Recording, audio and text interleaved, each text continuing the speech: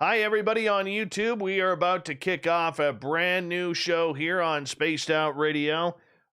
Well, new show is a new broadcast from previous nights, so it would be kind of new.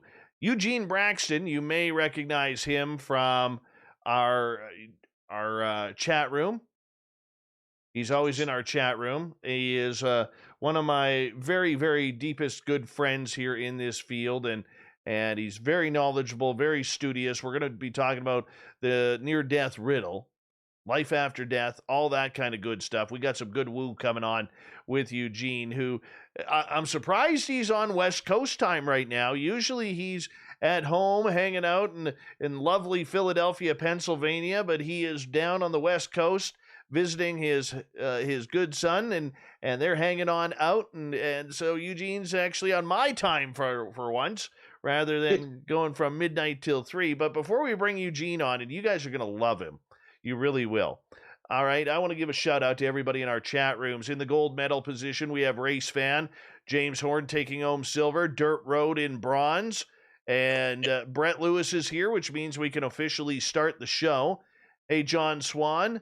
Gorgeous Renee, thanks for coming on in. Hey, James Smith and Cedric, good to have you here. Simply Coco, you are looking absolutely gorgeous tonight. Thank you for joining us.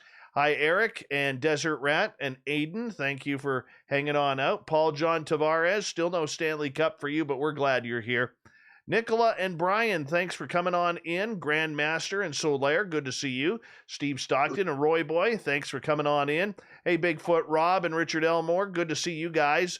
Really appreciate it. Mr. Man, Mister, how you been? Hopefully you're doing good. Michael Latuska, I screwed it up. First time in a long time I screwed up your last name. Lestuka, Michael Lestuka is joining us here. There she is, the gorgeous pride of Portland, Anne Celine. Good to have you here. Hey, Troy SR71, thanks for coming on in. Oh, wow, it jumped up here. See how we are living. Good morning from Canada, or good evening from Canada. Good morning to you. And Millennium, thanks for joining us. Hi, gorgeous Jenny. Thanks for coming on in. Project Blue Book. Hi, Sandra. Hi, Sandra. Hi, Sandra. Hi, Shar. I never know what to do, Shar. I never know what to do, so I just have to make it up on the fly. Go 66. Boo. Human Carl's here, everyone. Human Carl. He is one of the great veterans who listens to this show, and we love our veterans around here. So hello, Human Carl. We love you here, man. And thank you so much for joining us. We really do appreciate it. 1 second here. Apparently I got a text message here. All is good.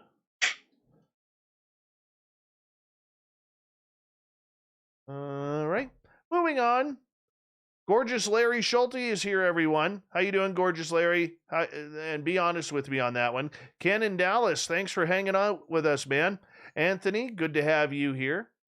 And where did it jump to again? It always jumps. There we are. There we are.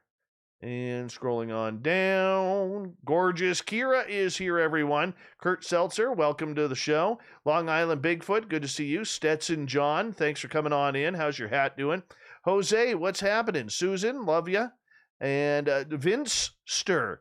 Vince Stir. Not Vinster. Vince Stir. That's where we are, man. That's where we are. And Jayon or Yayon? Is that a soft J or a hard J? Please let me know. Sweet Donnie C, good to see you. Thanks for coming on in. Escape from Blue Jersey, thanks for joining us. Steve Karn, thanks for coming on in. And we scroll on down, got all you guys. Oob to Joe's Maine, you've got aliens. Yes, you do. And we're going to get going here in about 30 to 40 seconds. Eugene Braxton is our guest tonight. He is a longtime friend of this show. I believe this will be his 4th or 5th appearance on Spaced Out Radio. And I'm telling you, we're in for a great ride tonight because this man is so smart, so intelligent, and I just absolutely think the world of him. And,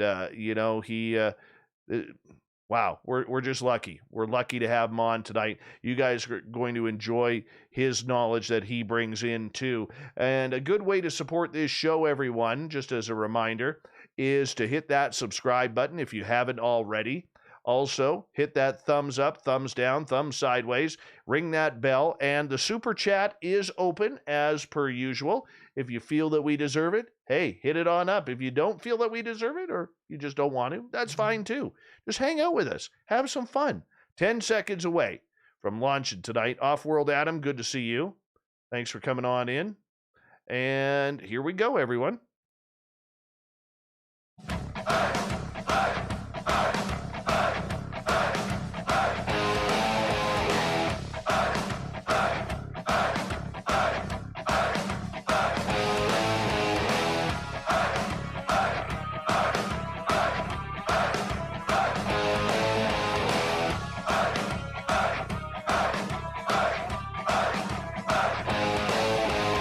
From the mountains of central British Columbia to you listening around the world, this, my friends, is Spaced Out Radio.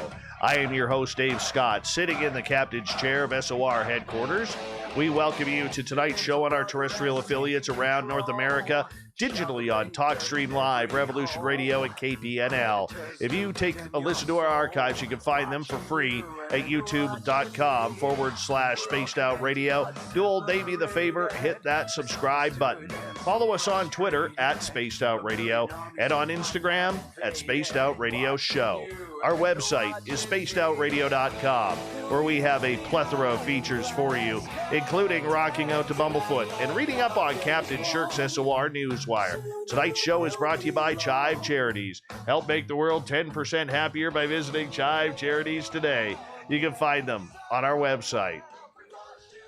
One of my favorite guests of all time is back. It's been a couple of years since we had him on the show, but you're going to love Eugene Braxton. He is a near-death experience researcher who believes he has discovered the new near-death revelations the world authorities have been waiting for. He's got 20 years of research into this, including the complete descriptions of every near-death stage in sequential order, every change in the levels of consciousness in every near-death stage, every change in the physiology of the invisible spirit body, and more. Oh yeah, we're going deep, deep, deep into this tonight with Eugene. Then at the bottom of hour number 3, I will bring you the SOR Newswire, brought to you by Paranoia Magazine. Mr. Eugene Braxton, it is such a pleasure to have you back on Spaced Out Radio. It's been way too long. How are you, my friend? I've been good, Dave. Thanks, for having me back. Yeah. I've been in the chat a lot, but it's good to be back on the air with you. It really is, man. And unfortunately, it's been way too long. That I'll take blame for that.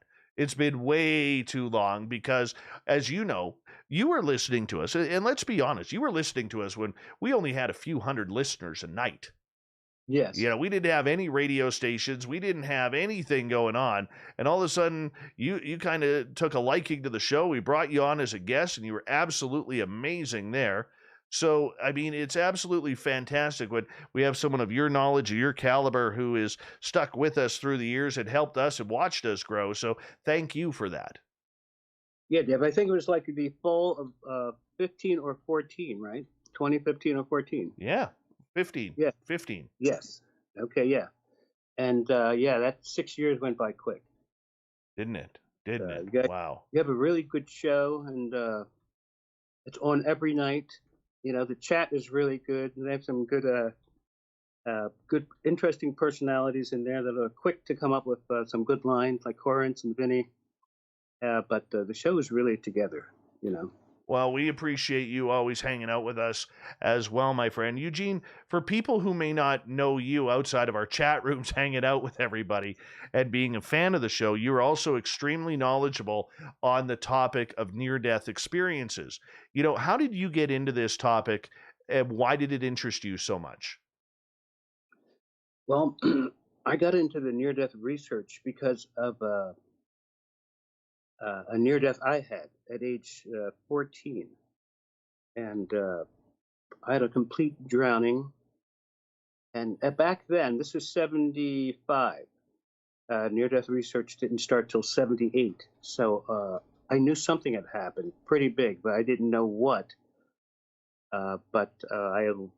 That day was probably the most memorable day of my life, because I literally died and then came back to life. And And so years in the 80s, about 8 to 10 years later, when research started and they were talking about it, on talk shows and the media, I started to get into it. And I listened to all the stories, as many as I could, just soaked up the information about it. And then in the 90s, got in contact with a doctor who was on Newsweek magazine. It seemed like he really believed it. This was Dr. Greyson, who turned out to be the #1 world authority in near-death studies internationally. So he asked me to help him with his research.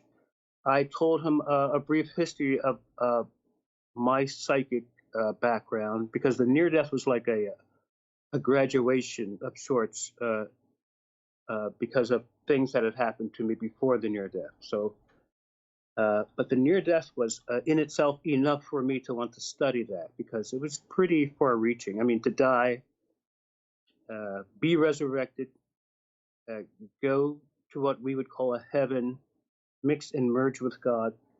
And so, yeah, that's what got me into it. And I would later switch from Greyson over to the female world authority, PMH Atwater, who died 3 times. And she more closely related to what was happening with me. It was a good match, both of them, but she was the she was easier to work with. He was kind of like the Baron Frankenstein. Dr. Greyson is good too. He was a little rough, a little rough with the data. But the research is good research. It's important because people want to know what's going to happen to them when they die and after they die. They want to know if there's a God, if they'll be resurrected. And the research and the book almost answers all of those questions, at least pertaining to near death and life after death. And I was able to work with 2 of the best in the world, PMH and Dr. Greyson. And so the research was very good. So I'm glad to share it. For you having that experience as a child, 13, 14 years old, can you explain to our audience what happened when you drowned? Yeah, I was at a youth group fellowship picnic, and I played all kinds of sports, swimming. I was on water polo and competitive swimming. So I go to jump off the dock, just like you see in the Country Time commercials, and I jump straight up, and I come down with my feet pointed downward like a diver would. And I got stuck in the muck at the bottom of the lake. I was stuck up to the knee. And I ran track, wrestled, all of that, but I could not yank free from the muck. And I held my breath as long as I could, and then swallowed what seemed like immediately gallons full of the lake water. And then slowly went into a lower level of consciousness, more dreamlike. And I was able to slowly watch myself die organ by organ. And that was actually just the beginning, because I was able to see the complete death. I was able to calculate the time between death and reconsciousness after death. And it's usually about, it can go up to 3 days, but it's usually about 15 to 22 seconds, just long enough for the person's invisible spirit body to exit their physical body and float about 10, 15, 12 feet up in the air. Once the person wakes up in spirit form, they usually see their dead body and they realize I'm dead, yet I still live. And they realize that their essence or their real self, spiritual self, is still alive. May I cut in here for a quick second and ask you a question? Yes. Mm-hmm. When you were going through this and drowning, and you were watching or feeling your organs die one by one, were you out of body at that time, or were you just subconsciously knowing this? No, I was still in my physical body, but the level of consciousness and the clarity of consciousness dimmed. The level of consciousness, my level of awareness, conscious awareness, got lower and lower, in the same way as one would fall to sleep. the clarity of consciousness, what I could, time slowed down. So there was like a time differential, and there was also a psychological differential, perception. So time slowed down, and the perception, let's see, how can I say this? Yeah, the level of consciousness and the time both slowed down. And I was still conscious, but just in a dream-like semi-conscious state, where you're only kind of mentally aware, but you're still alive, but you can feel it fading. And also there's like a death pull, where the person feels themselves, just like when you're drowsy and you're feeling yourself being pulled to sleep. It's just like that. It's really strong. There's a what seems like an electromagnetic death pull that pulls you, and actually you're being pulled out of your physical. That's the pull that people feel, and that's the tunnel that a lot of people describe. The tunnel is actually the person leaving their physical body and transforming into their spiritual and visible body. But I was able to watch, yeah, organ by organ. I could feel them like soft candles going out one by one, the liver, the kidneys, the lungs. You instinctively knew that I'm not going to be able to get out of this one. And I looked up and could see the top of the lake water and was hoping someone would dive in and look for me, but no one ever did. And for at least, it takes a while to die. Because organ by organ, the death sleep creeps in. And this also is the same stage where paralysis begins to creep in. So as I got weaker and weaker and stiller, I began to become slowly paralyzed.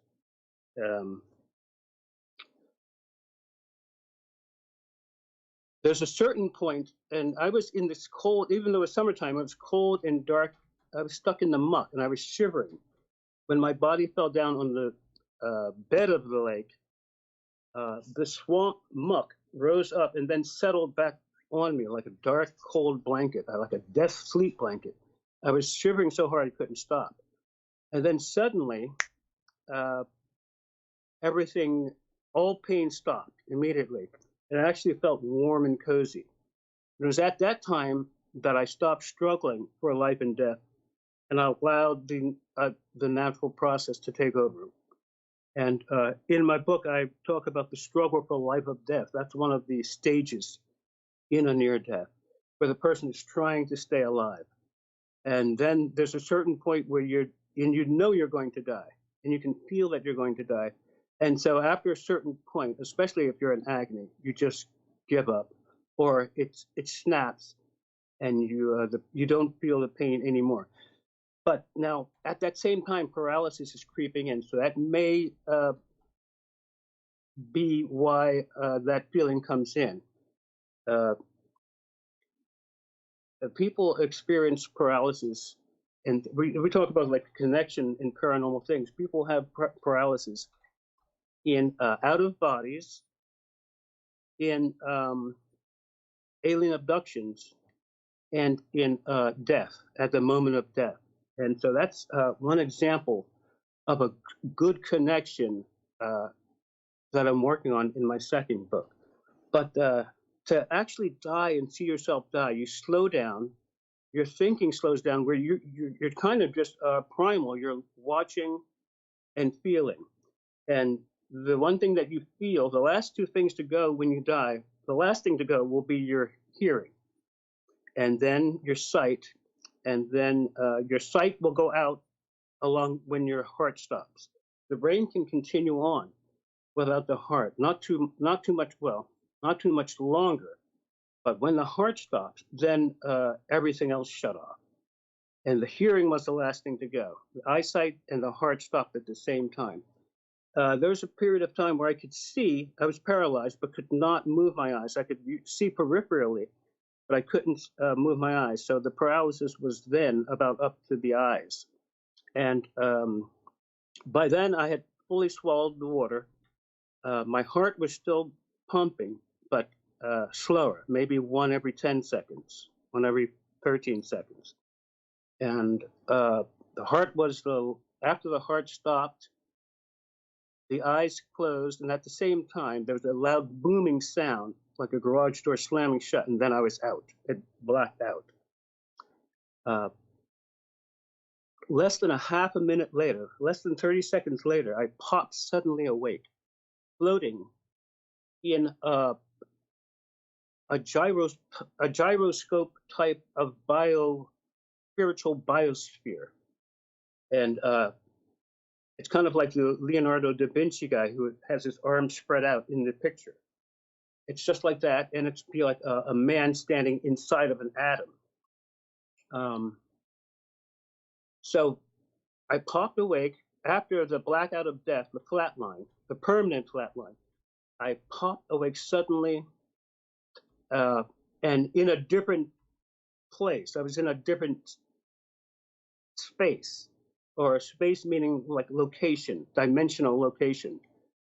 And I realized that I was awake, that I was somewhere in space and time, because I was out of body, and I recognized that because I've had like 12,000 throughout my, before that, from age 6 to 16, I had about 12,000. And the near death isn't out of body. So the person dies within a half a minute, but no longer than 30 days, but usually within 30, 40, 50 seconds, the person pops awake right near their body. They look down, they're in invisible spirit form. They look down, they see their dead body. They realize that they have regained consciousness after death. And that's another stage in the near-death experience. Once the person regains consciousness after death by seeing their own dead body, but then realizing I'm still myself, then comes the realization of time and space. And they realize that they're the same person, but in a different space. And the time is the time of death and after death. So the person is still alive. Then it goes on and on. The life review is after that. God's forgiveness, God's easy judgment, where if you just believe in him, that's all that's required. He asks you what you've done with your life and how you've treated others. But his primary concern for our benefit is if you believe. And the person has to believe before death, or a deathbed conversion. But you can't go there at the judgment and say, I believe now. But I got a few people asking, and normally, I don't take questions until hour 2, but since it's quite pertinent to the conversation, when you were going through this, did you feel any pain at all? Yes. During the death process, yes. The act of dying, you feel a lot of things like anguish, regret, pain. I think of a heart attack victim or a car accident person who's going to die and is in the process of dying. You're in agonizing pain, whether it be physical or mental. But I was in the drowning. 60% of NDEs are drownings, and it's a soft death, but it's one where you get to actually observe it while it's happening. So there was pain, but then a sudden cutoff occurred. And then the person was glad and refreshed, and it's even a cozy feeling. You actually feel safe. And then the fear of death right then leaves you. Yeah. Okay. So as you were going on through this experience, how long were you underwater for until they finally noticed it and pulled you out?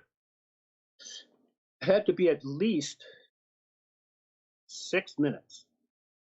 Because when I got back to the surface, the frolicking and stuff was still going on. Yet I choked up gallons underneath the dock, and in full shock, I crawled to the side of the beach, and all I could do was just scrape the muck off my leg. And I was 15, so I fully just repressed it and buried it, because I realized what had happened, but there was no kind of explanation in the world for that then in '75. Then in 77, 78, near-death research started. But it was an interesting thing. And no one wants to die. And there's that primal fear aspect that comes. I think most people are afraid that some are afraid that there'll be some kind of judgment or they'll meet some kind of God. Others are afraid that they'll be in a coma-like sleep and will never regain consciousness. But we're all going to die one day, and it's not really how the person dies; it's kind of more how they live, you know. And yeah. Okay. As we got about 3 minutes here before we're going to go to break at the bottom of the hour, Eugene Braxton, America's Mystic, is looking into the near-death experience. We love him when he is here talking about this. Eugene, so you went through this process. You remember dying. When you got up on land and they brought you up on land, do you recall anything, or did you have to be shocked back into your own body? No, I crawled back on the beach, scraped the muck off of my leg because it was up to my knee, and then just repressed it in. I'd been having a lot of psychic things, especially up to about age 16 or 17. And at that time, that was the last thing I wanted. But they were happening season after season, night after night, until I became occurrence prone. But I was forced to learn about all of those things, the out of bodies, the dreams, the lucid dreams, the near death, and even some UFO activity too. A good amount. I have some heavy scars. Now I'll have to show you these scars I have on the inside of my leg, Dave. They're long and they stretch. You can stretch them like staple scars. I showed him to Dr. Jacobs when I was working with him. He said, yeah, those are definitely abduction scars. My father saw them one day when I was cutting the lawn and asked me where I got them. I said, they've always been there. So, but when you're in high school, you don't want to be the carry of your class. You just want to, play sports, hang out after school, You want to be a normal teenager. You don't want the floating over your bed and going out the, out of your body and stuff like that. But I was forced to do it. I had asked for it at age 9, and I've had a lot of things happen. Yeah, in the psychic and mystic way. Psychic, and then would lead to a mystic type of way of life. Very interesting. Eugene Braxton is our guest tonight on Spaced Out Radio. Eugene, with about 45 seconds left, when you went through this process, did you leave your body as they brought you up? Were you inside your body? Yeah, no one brought me up. I kind of crawled out of the water, and then okay. Yeah, well, everyone else was eating hot dogs, and no one saw, and I didn't tell anyone until years later, and only a couple.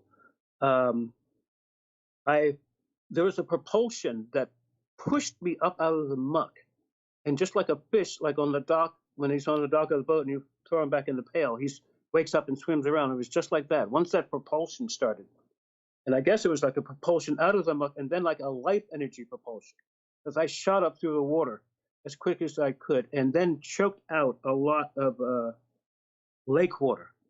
But I had swallowed. My body was full of water when I died, and just like you see in the movie, the person is fully still and filled up like a Michelin man. Let's leave it right there until we get back from break, my friend. Eugene Braxton. Yes, we're talking the near-death riddle. What happens when we die? Let's get into it on Spaced Out Radio when we come back.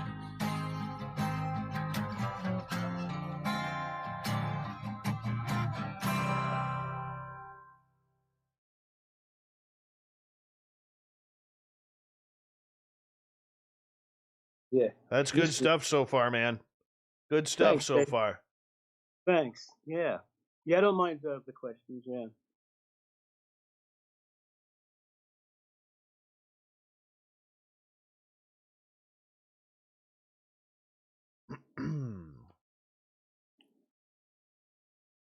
Thank you to Shar for the amazing super chat tonight. What's even more special is Shar is literally one of my longest listeners. I think she's been around since like show 1, 2, or 3 that we did like 6 years ago. So we love you, Shar. Thank you so much for your love of Spaced Out Radio. We really do appreciate that. And let's go here.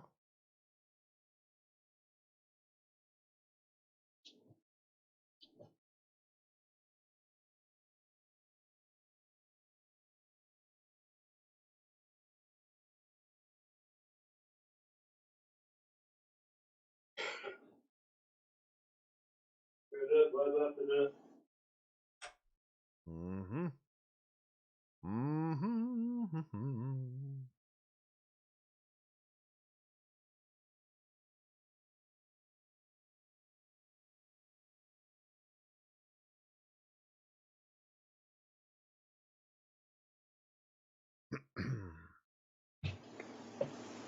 So how are you liking this West Coast stuff here? It's really nice in LA. It has a good vibe, and it's way prettier than the East Coast, you know. Eddie and I are getting tired of the New Jack City act, you know. I've never been. I've never been to Philadelphia.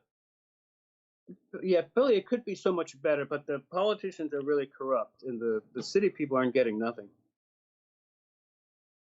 And John Rican can tell you that, but Philly is.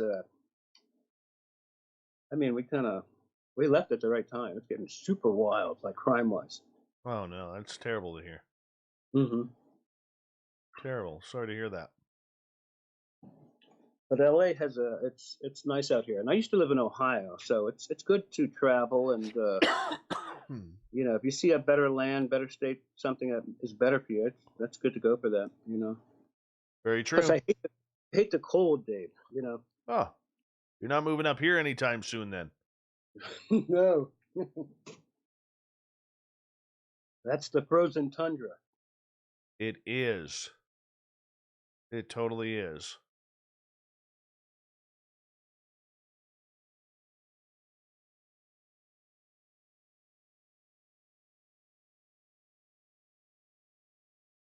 All right, we got about 2.5 minutes, bud. Okay.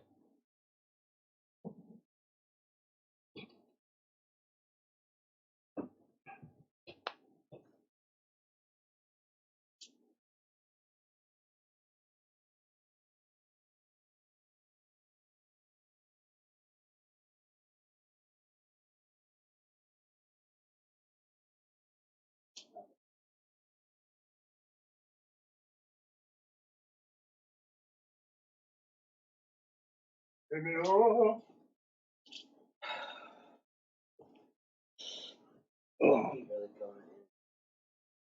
What?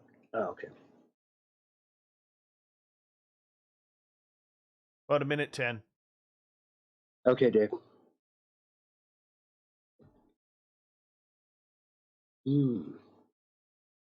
How's the chat room doing tonight? Good. Mm-hmm. Good. Lively chat. Always lively. Always lively. Good people in there. Yeah. Yeah.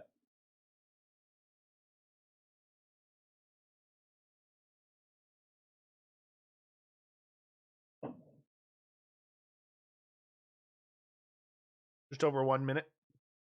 Okay.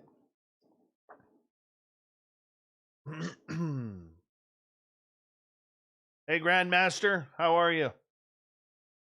I see what you're doing there. Saying hi to everybody. I had to say hi back.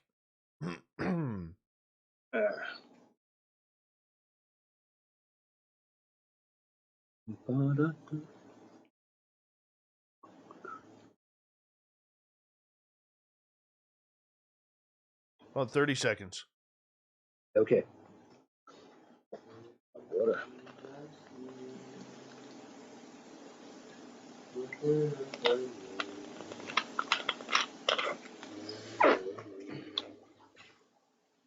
That was a squeaky bottle there. Yeah, yeah, it was. Good sound effect. Yeah, no kidding. Yeah, California, this is nice out here, Dave. Yeah. I could deal with this. Hold on, my friend. Here we go. Okay.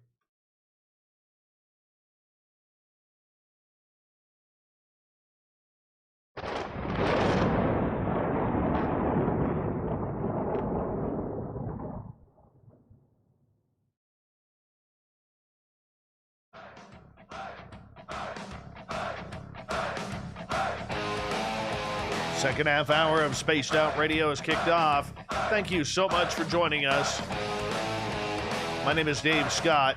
Always appreciate you guys tuning on in. Want to remind you that if you've missed portions of this show or others, check out our free archives by going to youtube.com/Spaced Out Radio. Just do old Davey the favor, hit that subscribe button. Our website is spacedoutradio.com, where we have a plethora of features for you, including rocking out to Bumblefoot and reading up on Captain Shirk's SOR Newswire. Follow us on Twitter at Spaced Out Radio and on Instagram at Spaced Out Radio Show. We continue on tonight. Eugene Braxton is our guest. He's got a book out called America's Mystic Solves the Near-Death Riddle. You can find that on his website, eugenebraxton.com. And we're talking near-death experiences. Eugene, welcome back. Thanks, Dave. Let's go into this. After you had this experience as a child, where you had a near-death experience, what made you all of a sudden start reaching out and reading up on it? Was it because of what you experienced, or was it because it absolutely changed your entire concept of life? Well, I saw the near death as one of several big experiences that I had. And I just put it into the box with the UFOs, the out of bodies, the lucid dreams, and the dream control. And not to mention the deja vu and all that. So I just put it into the box of one of the big ones. Like I saw the near death and the UFO as two of the bigger things that I had had as a teen. And although the out of bodies were very big too. So it was one of several experiences. And because there was no formal study of it, I kind of put it on the shelf until about the early 80s, when it became public, and researchers were really starting to study it in earnest, because the UFO sightings, I had been having abductions, but the sightings began about 2 or 3 years after the near death. That was like a double thing that at that time, age 15 to 19, I really, really wasn't into. In college, I was a good athlete, and they were, So I put the near death away until it began to become mainstream in public. And then I said, well, damn, I had one of these, and then Greyson in the 90s, PMH in 2000. And it's an interesting thing because it's just like in the opposite with the abduction. The near death is something that has happened but still affects you, where the UFO abduction affects you, and it can be happening now. So I became interested in both of those things.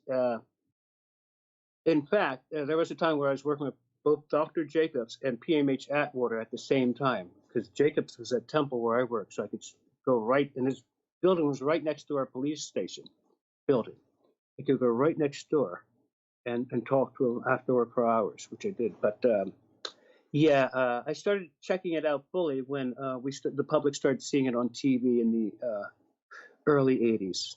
Because in the 70s, like from 76, when I got out of high school, till like 83, we were fully partying down, Oh, you had to. Yeah. I'd like to see you heading off to the club in the polyester pants and shirt back then.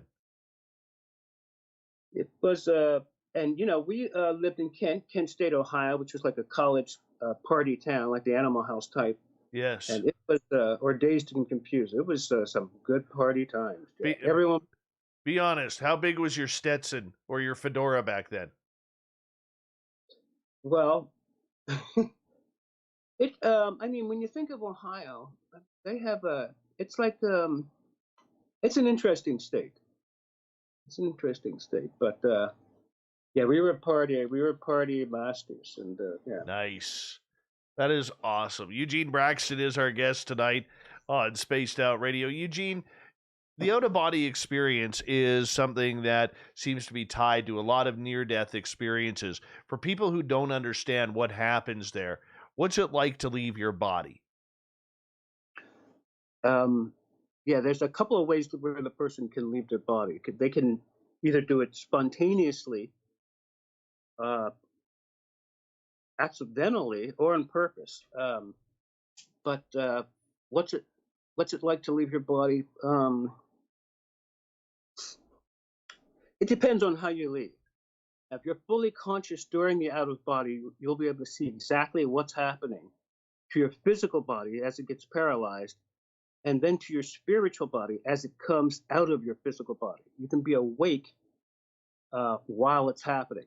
Uh, and I had these, and when I researched these, I saw that a researcher back in 1927, the Scottish Sylvan Muldoon, also had them in the exact way that I had mine. So I finally found someone I could trust who knew about it, an expert, and he was an old school expert.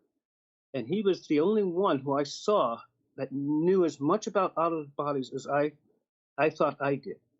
He knew everything I did and some things I didn't know.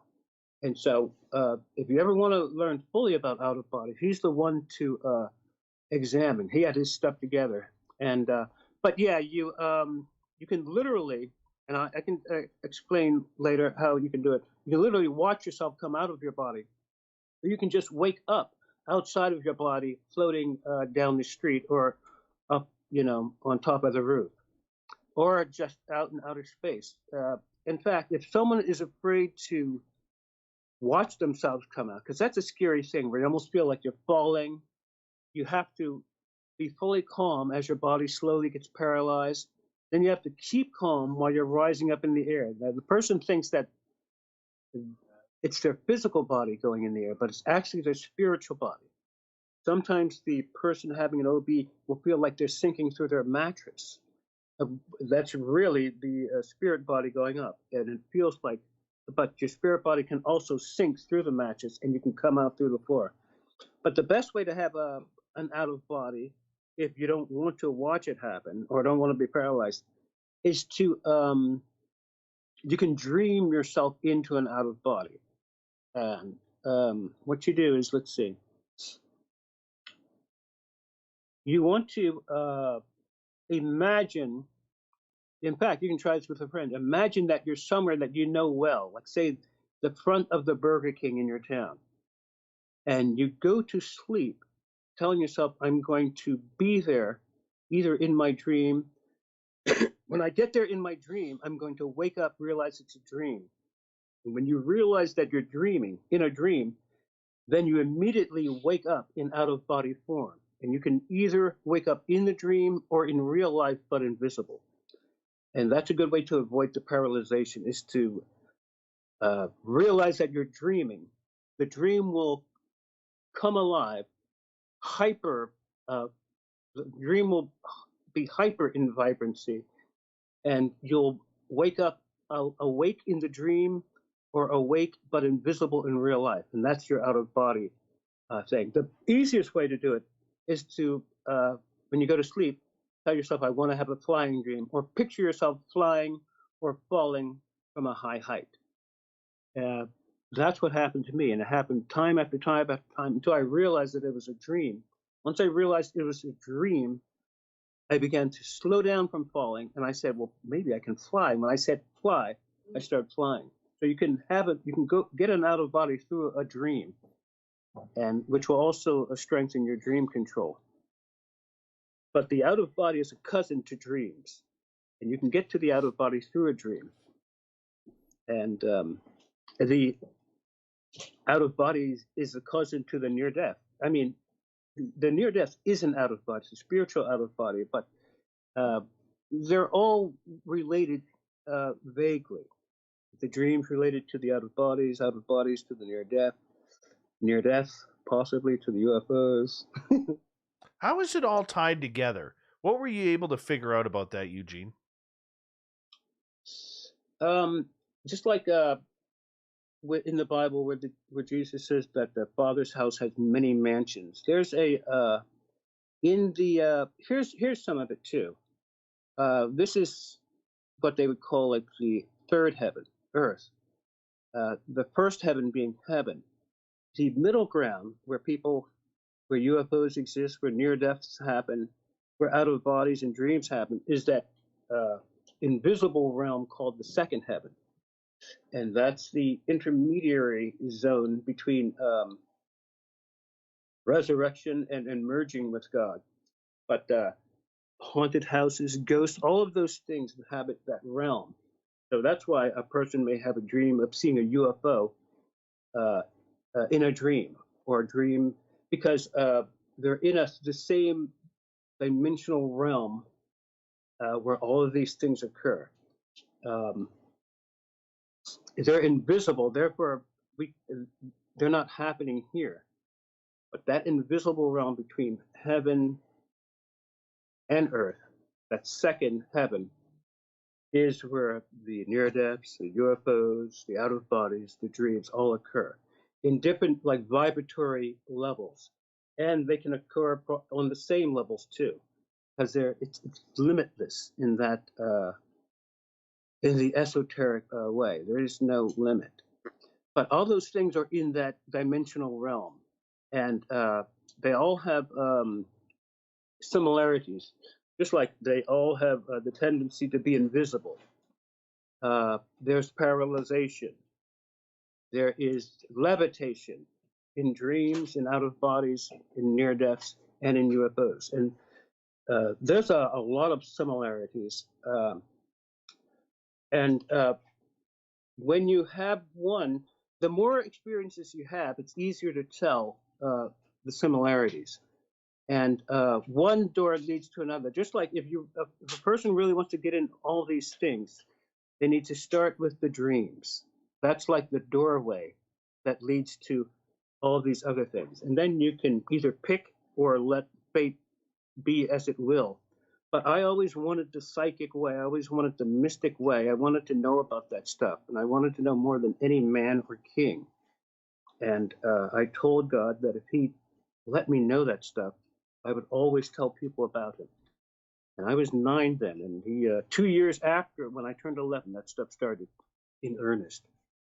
And I had forgotten about the request, but he didn't. So yeah, that's an interesting. That esoteric field is really interesting because when you think about flying, levitating, astral travel, yeah, and but those things are only really stepping stones to the ultimate height of seeing God, mixing and merging with God, and the person merges with God and melds with God. One's a physical merging, and the other's a spiritual, mental merging. And that's the ultimate, and that's when the person attains the highest level. And it makes the other things seem like just stepping stones, necessary paths on the way to the one ultimate prize. So what you're saying, if I get this correctly, and please correct me if I'm wrong, the spiritual aspect of everything, everyone, every being, not only on this planet but all the universe, are intertwined spiritually. Therefore, we could connect with one another or one of another species, whether it's plants, whether it's animals, mammals, extraterrestrials. Yes, yes. We're all interconnected more than we even think. Like when I was in my near death, there was a moment when I had a chance to look around and observe where I was, and the Earth and the universe had its own heartbeat. It was one heartbeat, and it seemed like primarily coming from the Earth, but it was in rhythm with my own. It was pulsing in time with my own, and so we're all super connected more than we think. Can you shut that door? More than we think, and it's an electromagnetic connection. and a psychic connection. Um, but everything's connected, and a lot of it with us is electromagnetic, and that's an important word now. It's going to be even more important in the future, but yeah. So yeah, and these experiences open one up to that connectiveness. And there's a lot of researchers, actual researchers, taking medicine, drugs in Amazon, peyote type stuff, I can't even pronounce them because my party days are over, but they're taking a lot of smoke and ingesting a lot of strong things to try and get those mystical, spiritual experiences. And when just with straight desire, you can get them that way. You have to want it really badly, and then the concentration and focus. If a person prays for the same thing every night for a year, they'll get that way before the year is over. Almost no matter what it is. A lot depends on focus and concentration, and the meditation is what helps the person sharpen themselves first, and then sharpen the experiences that they have, and it makes them multiply the experiences. And meditation is a really good thing. That's what the person should start before they start the dreams, because then you'll fully balance yourself out, and you'll be able, when the time is right, to absorb and understand exactly what's happening to you during the esoteric experience, and you understand what to do with it. Because each esoteric experience brings out a blossoming of knowledge and abilities to the person. And the person should not get hung up on it. They should go on with the inner development and spiritual devotion so that they'll have another heavier experience. Because you learn so much just through the experience and then afterwards too. The after effects of all these experiences gives the strengthens the person's psychic abilities. Okay. Go ahead. May I please ask a question? Yes. Okay. In regards to what you're saying, does it matter then, if it's all spiritual, how you act as a person on the outside? For instance, there's a lot of agnostics, there's a lot of atheists, there's a lot of murderers, there's a lot of cold, senseless people out there. There are people with disabilities who may not be fully cognitive of what they are doing. Autism, whether it's Alzheimer's or some sort of mental disease that takes your memory away and your cognitive abilities. How does that affect everything? Now you're saying, should the person be as good on the outside as they? What was the? Well, for some people, they can't control how they are as you and I are right now in the way they act. There's mean people out there. Yeah. There's cold-hearted people. There's murderers. There's rapists. I mean, there's people who cut other people's heads off in certain parts of the world because of religious icons. And the way I look at it is, if we're all tied together by this central spiritual consciousness, how does the way we act in our daily lives affect that spiritual consciousness? Okay. Yeah. A lot of it depends on how in contact the person is with themselves. Like you said, they have some human monsters out here raping animals, raping kids, and where they almost don't even have a soul or psyche. And a lot of people feel that those kind of people almost don't even deserve to live. But who's to say whether they do or not? But how the person acts outside and inside, but shows how the person acts outside usually shows how they are inside. Um, and the inside is probably worse than the outside, I would think. But the more a person wants to be good and wants to be righteous, the higher they will develop physically on the outside and on the inside. And so much of what happens to us in real life depends on what we do in our inner life and what we think and feel. But after a certain age, people realize that it's usually them who are responsible for whatever they've done to themselves or for themselves or against themselves. And that's a maturity level that a lot of people don't even get to that level. But that's how this life is. It's kind of bittersweet because we have people who are super cool, and then we have these monsters, and then you have people who are a combination of both. But the person has to have their own spiritual track about what they're about. Like the person's goal, the person's goal in life should be to find themselves, then find their God inside themselves and by themselves. And once the person has done that, they'll know exactly what to do for the rest of their life. But Right. person has to, yeah, that it's you got to know yourself, and then when you understand yourself, the madness of this world, really, you'll be expecting it. But the person shouldn't be despondent about what happens in this world because there'll always be those things. There'll always be poor people. There'll always be the sick, and it's a lot of times not so much what is happening; it's how you react to what is happening. And no one can save everyone, and you your first responsibility is definitely to yourself first, and then others. Well, with 90 seconds to go here, what if they don't believe in God? How do you find the If they, God inside yourself if you don't believe in God or a higher entity? if they don't believe in God, then usually, I mean, it's said that to not even deal with those people. That sounds cold. And I have some atheist high school friends, and they're brilliant, but they're some of the unhappiest people you ever have seen. Um, I've seen atheists have bad endings to their life. Not only Nietzsche, but there was a pharmacy student who bragged how there was no God, how his mother was a piece of meat with a hole.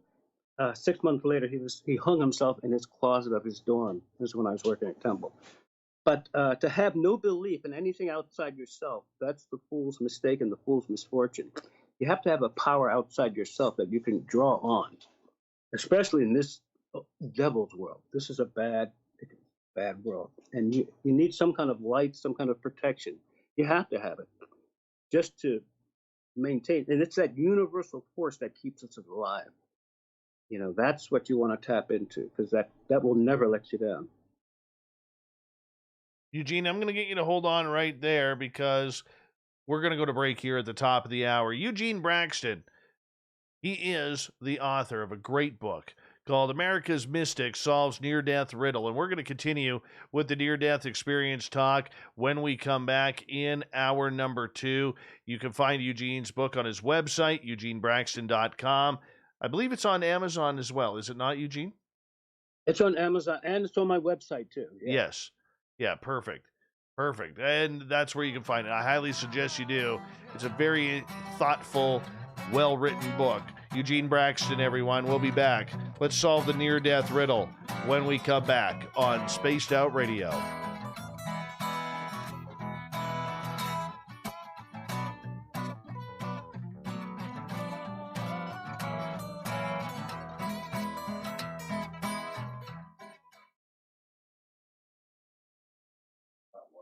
All right, my friend. We're just on break here for a couple of minutes, so let me just run my dogs out and I'll be right back, okay? All right, Dave. All right.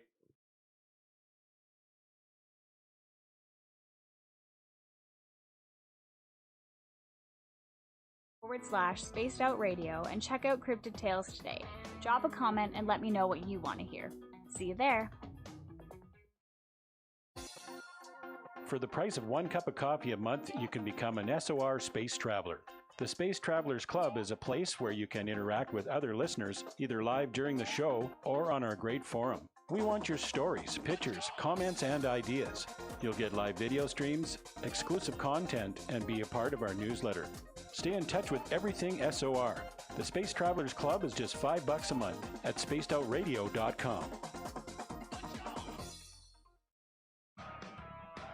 Get your horns up with me on Spaced Out Radio. This is Ron Bumblefoot Thal. Come tune in to SOR where you can hear me rock out with Little Brother is Watching, the official theme song of Spaced Out Radio. And then come on over to bumblefoot.com where you can find out about my tour schedule, my music, and everything else. Bumblefoot.com keeps you up to date on what I'm doing and the best way to stay in touch with my music and music camps.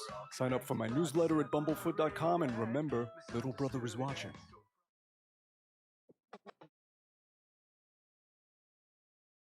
The SOR Vault is open for business, and do we have some cool swag for you to pick up?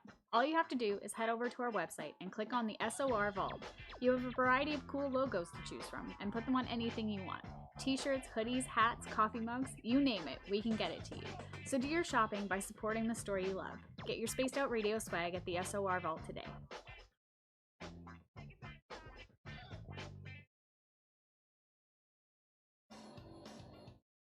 We all know on Spaced Out Radio we love a good beard and mustache, so why not take care of your facial hair with Mighty Moose Beard Oil? Made in Canada, we're taking care of beards and stashes around the world. We use 100% natural ingredients with our oils and balms to make your whiskers feel silky smooth. Use promo code SOR2019 at mightymoosebeard.com today.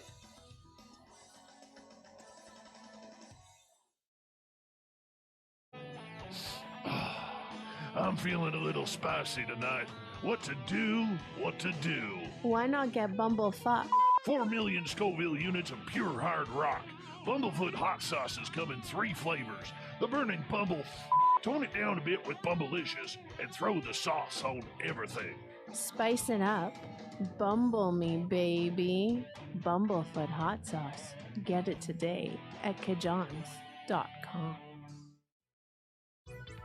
Hello, Space Travelers. It's me again, Carl. Don't forget to join the Space Travelers Club for just $5 a month and follow Spaced Out Radio on Twitter at Spaced Out Radio. Our Instagram, Dave Scott SOR. Our Facebook page is Spaced Out Radio Show. Our archives are free at youtube.com/Spaced Out Radio. Come woo it up with Spaced Out Radio today. Bye! Hey Space Travelers, this is John Resig, founder of the Chive and Chive Charities. If you know anything about our website, you know we like to do things a little differently. We're not some faceless organization collecting money for a nebulous cause. Our donor dollars go directly toward life-improving items. Then we give those items directly to an underdog who needs it most. To become a donor with Spaced Out Radio's official charity, Chive Charities, just go to chivecharities.org/donate. Are you an experiencer of something strange that can't be explained? Do you want help finding out what's going on? I'm Ryan Stacy, head of the Experiencer Support Association, otherwise known as TESSA. We've teamed up with Spaced Out Radio to investigate cases filled out in the SOR Sightlines report. All right, I'm back. Okay.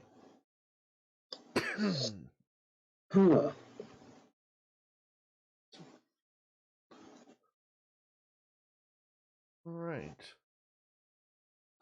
Hello, Tammy Shoemate. Welcome back. Hey, Huda. How are you? Good to have you back. And who else has popped on in here? Hey, Joshua. Nice to see you. Jacques. Nice to see you. You got a fan going there, Eugene? Or an air conditioner? Let me check. Yeah.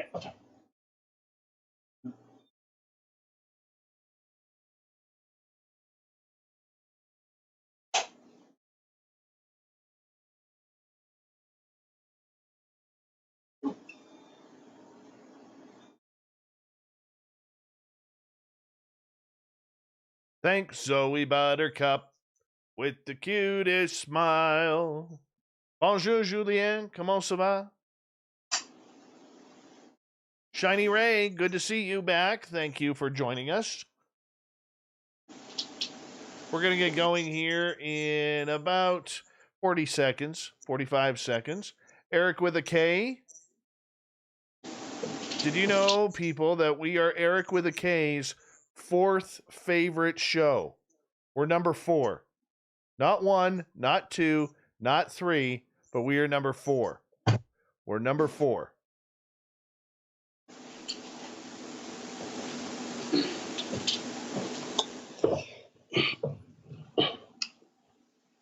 How's that? Is that better?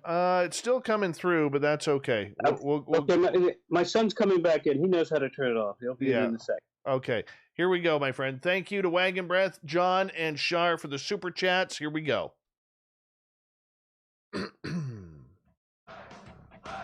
You're listening to Spaced Out Radio with Dave Scott. Follow Dave on Twitter at Spaced Out Radio and on Facebook, Spaced Out Radio Show. Hour number 2 of Spaced Out Radio is now underway. My name is Dave Scott. Thank you so much for taking the time to join us. We really do appreciate earning your listening ears, especially if you're tuned on in to our terrestrial affiliates around North America, digitally on TalkStream Live, Revolution Radio, and KPNL. All of our archives are free by going to youtube.com/Spaced Out Radio. Just do old Davey the favor. Hit that subscribe button. The Desert Clam has set the password for tonight in the SOR Space Travelers Club. Panphysicism. Panphysicism is your password.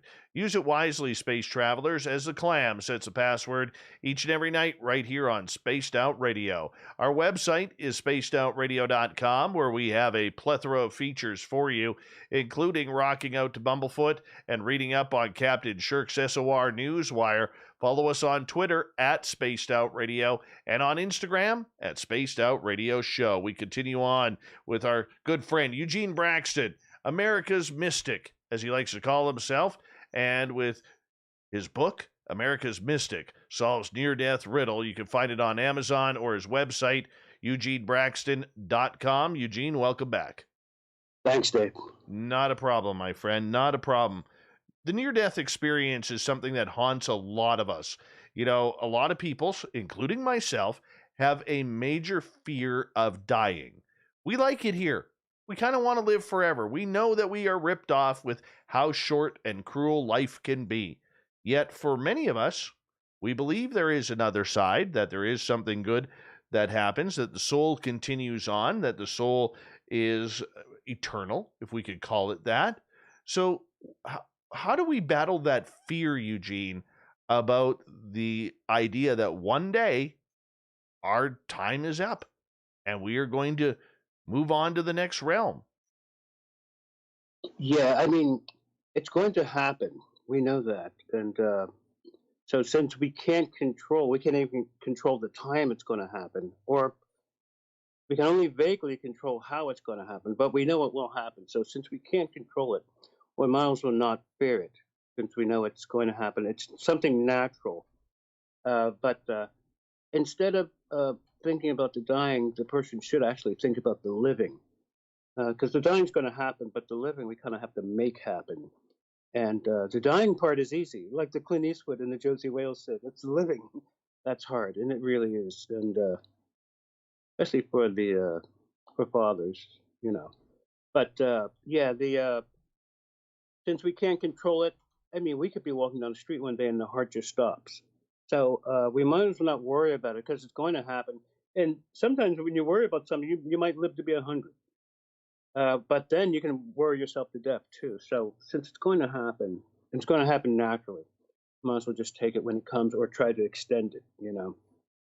But I wouldn't fear it. There's really nothing to fear. There's not a lot of pain. The person instinctively realizes this: I'm going to die, or I'm about to die, and then you just do. You can't really stop it, right? And there's nothing any doctor who can do to stop it when it really is your time.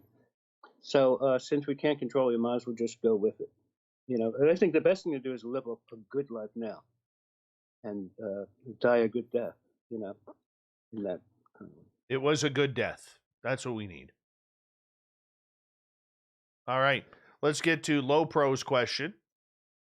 Eugene, how do crystals and their effects play a part in astral projection? That's a good question. Yeah, crystals, because I got into them when I was wanted to build up the psychic energy and wanted to build up the dream retention. So you get some crystals, quartz crystals will do, or any kind of color that you might like the amethyst are good, and the purple ones. Jade is, the green ones are good. You can go by color or just get a quartz crystal.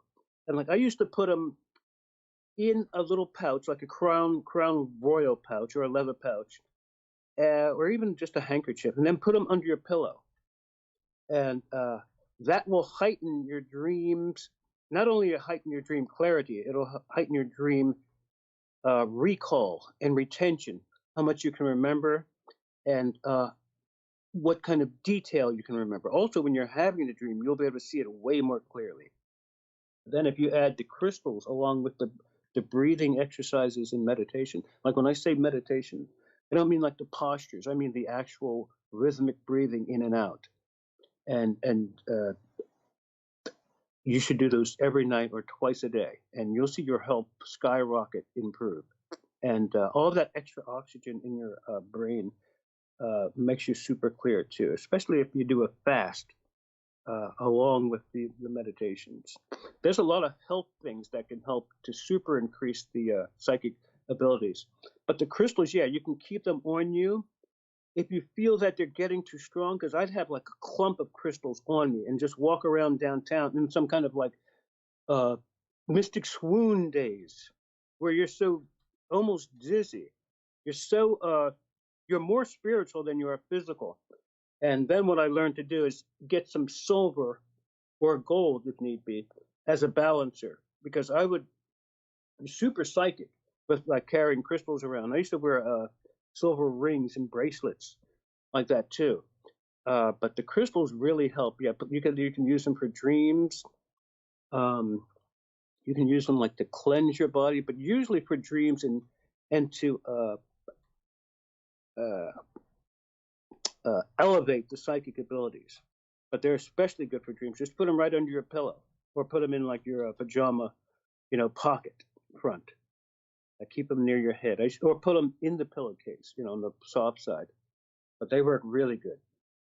Mm-hmm. Wash them off, clean them off, Do certain crystals help with out-of-body experiences? Yes. Yeah, the crystals,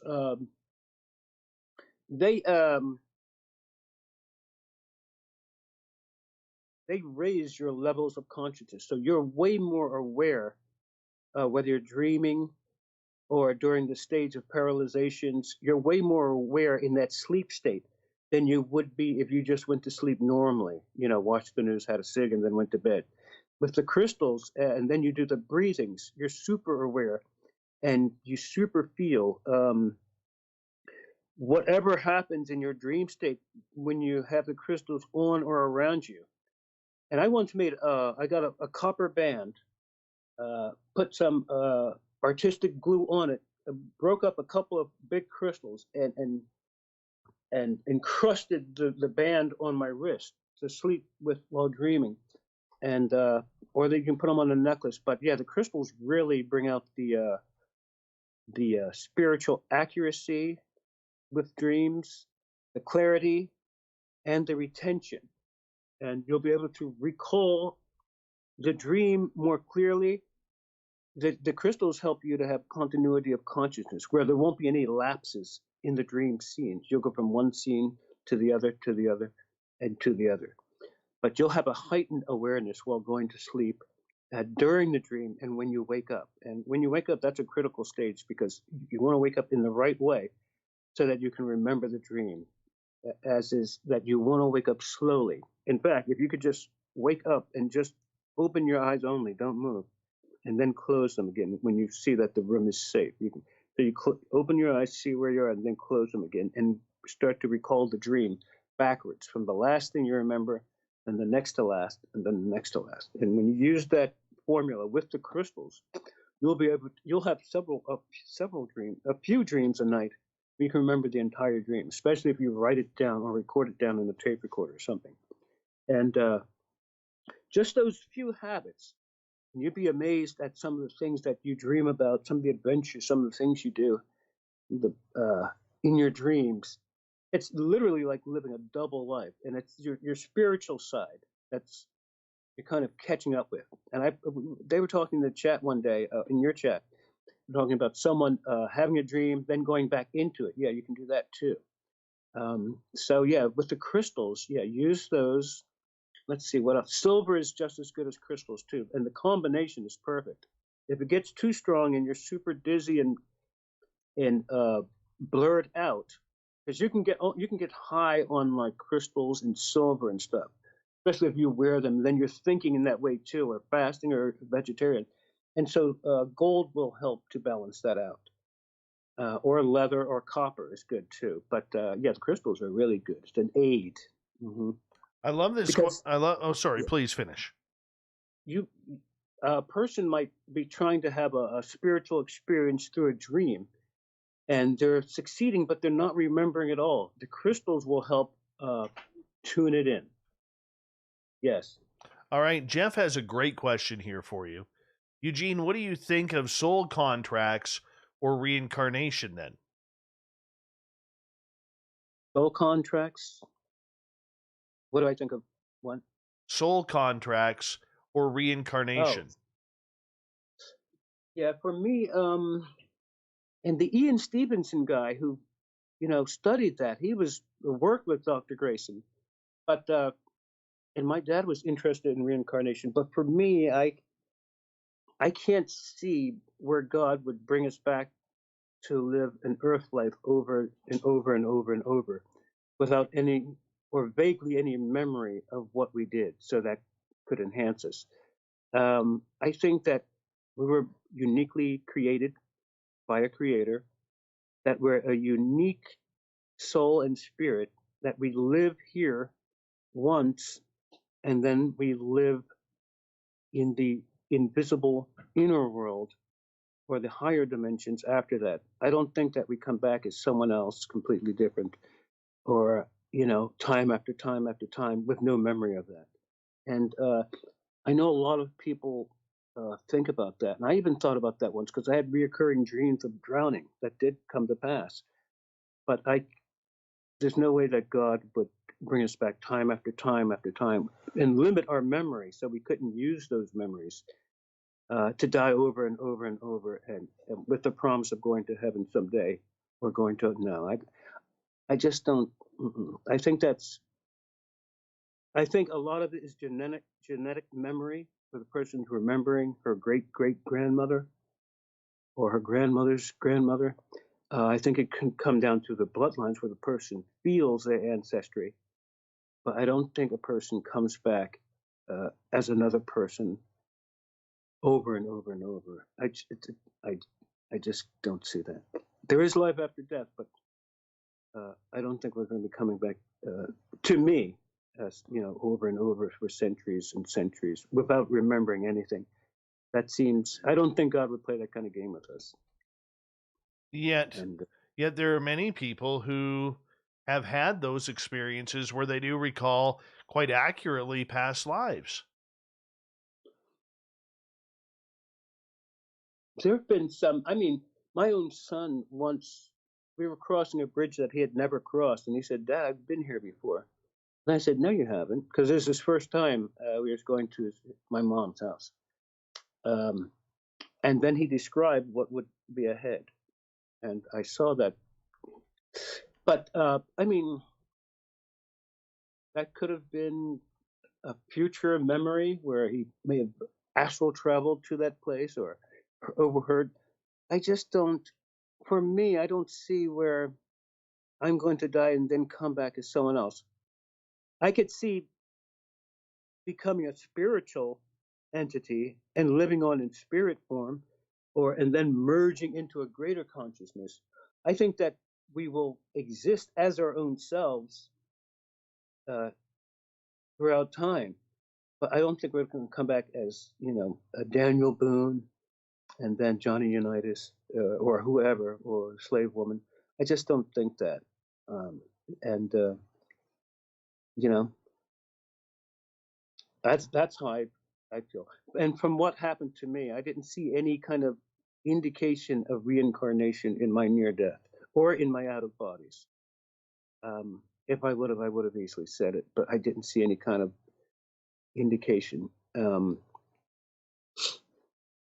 right, let's move on to another question here. John is asking, so you are all good if you believe in the Abrahamic God, but for the 4 billion people, other people on this planet, might as well do whatever we feel like since we are screwed anyways?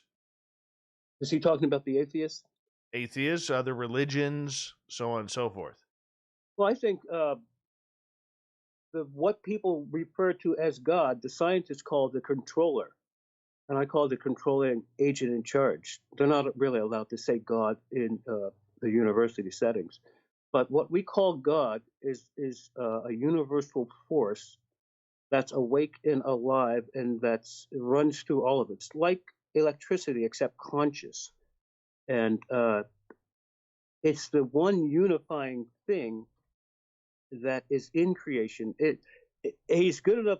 This force is a good enough force to not make you come to him. He asks you if you want to be with him. For those who say they don't want to be with him, they're not with him. And he makes it on their choice. He doesn't beg anyone to be with him. If they want to, they can come to him freely. And here's a God who will give you anything that you will ask. And I've tried this over and over. And people don't ask. They don't take him up on that. I've tried a lot of those biblical doctrines and stuff, and they were all true. And there's a lot of atheists who want to believe in God but are afraid. They're afraid of the judgment. They're afraid of death. But God gives you free choice to choose him or not. But after death, when you die, at the moment of death, and you cross over, you can't say, I believe in you now that I see you coming to me, God. He doesn't do that. You have to say it while you're alive or on a deathbed conversion before you die. You're not going to stand before him after he resurrects you and then say, I now believe in you, because he can see right through you and seeing where you didn't believe in him just 17 seconds ago. So it's a free will choice.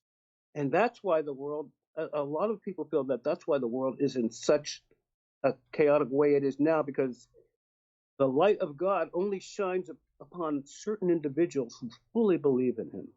And some people fully believe in him. When you have that as a background force, you can do a lot. You don't even have to worry about people who don't believe in God, what they think. You really don't. They're the least of your concern, because that's a higher plane. And those who want to remain in darkness, let them.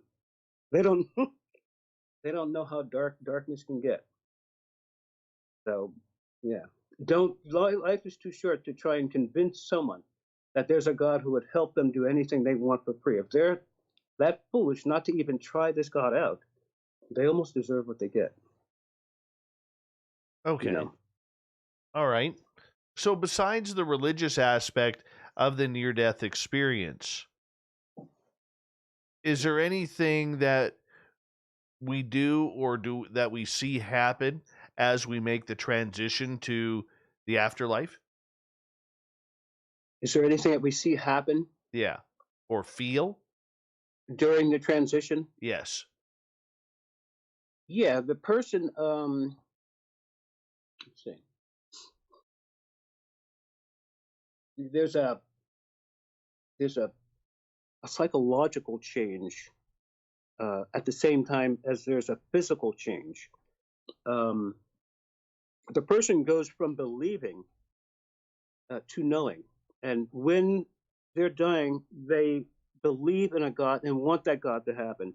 When they regain consciousness after death, they know that there is life after death, and they also know that there is a God, because he comes along later. That is what God is, what most people want and what most people fear. And the thing that we call God is real, and everyone will see it. They say that the atheists who fully don't believe, they won't even wake up. They'll be in a dark void of unconsciousness, a comatose state. And I'm not religious.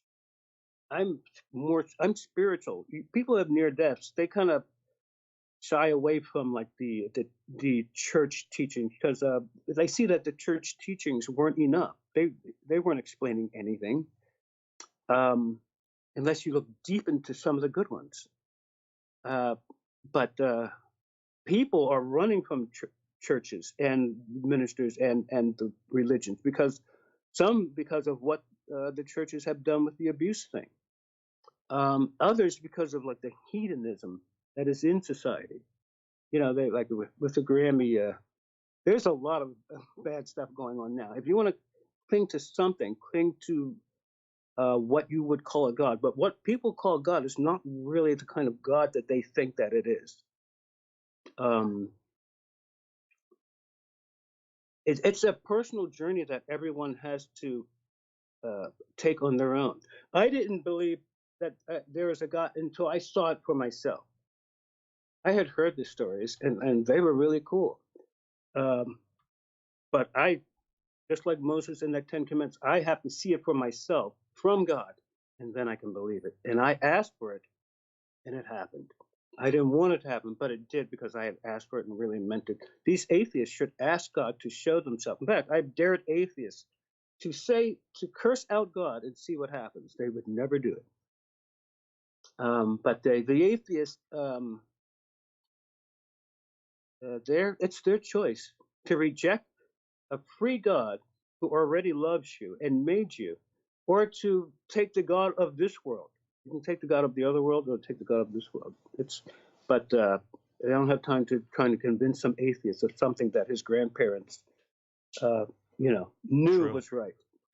Let's move on to another question, as we only got about 90 seconds here. Vince is asking, Eugene, what's your thoughts about ego? As in what? Like the id? Yeah. I mean, the ego is just one level of a person's, mind.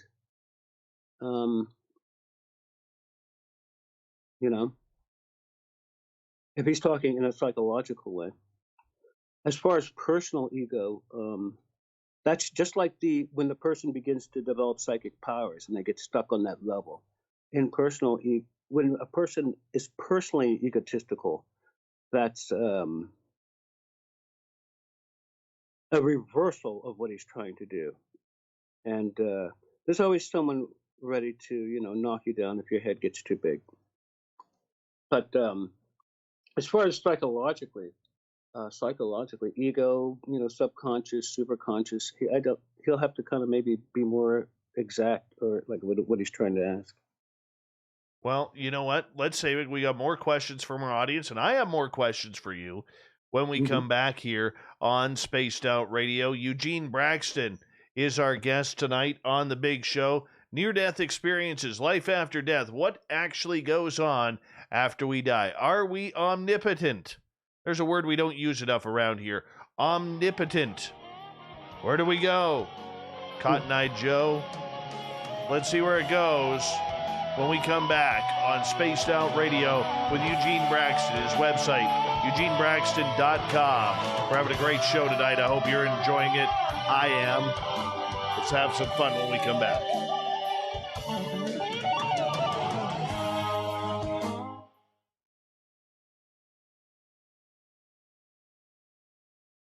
All right, we are back. Okay.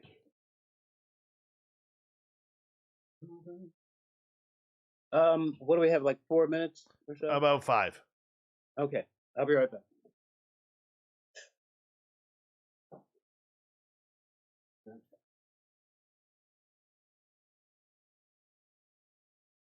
Where were you?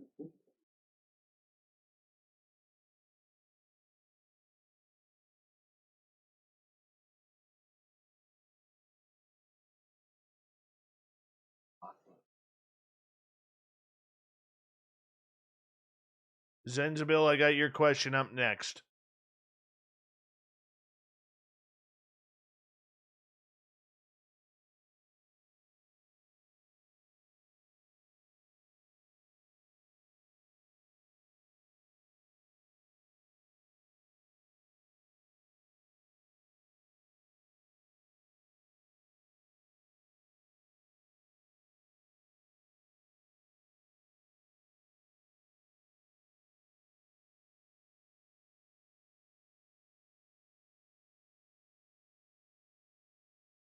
It's a good show tonight, people. Good show tonight.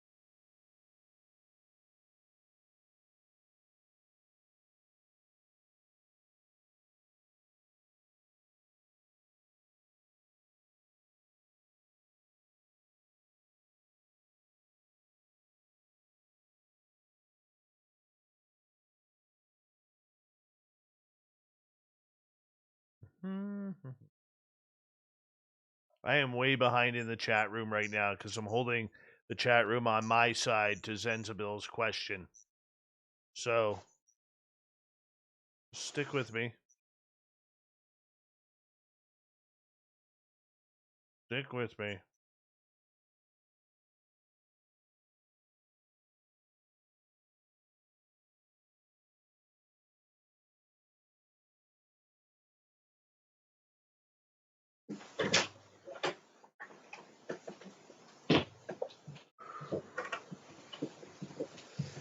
All right, Eugene, we got just over 90 seconds here. Okay. The atheist. Yes. Oh.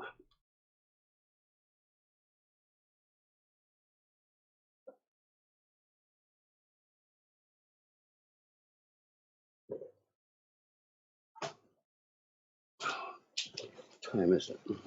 It is 10:34 p.m. Okay. Wow. This time, the time moves on Spaced Out, yeah. It sometimes does. Sometimes. Sometimes we're lucky.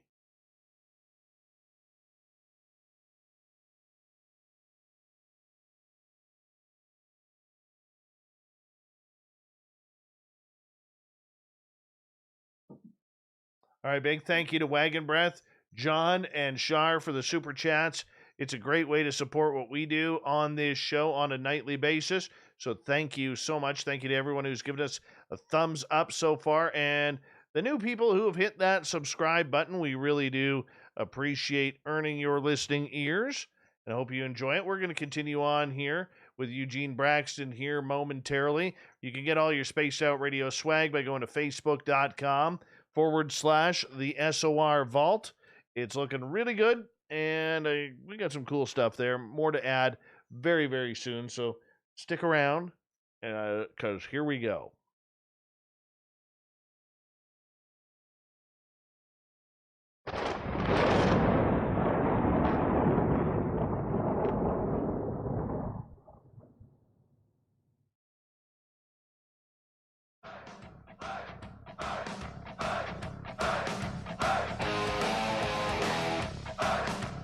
Second half of Spaced Out Radio is now underway.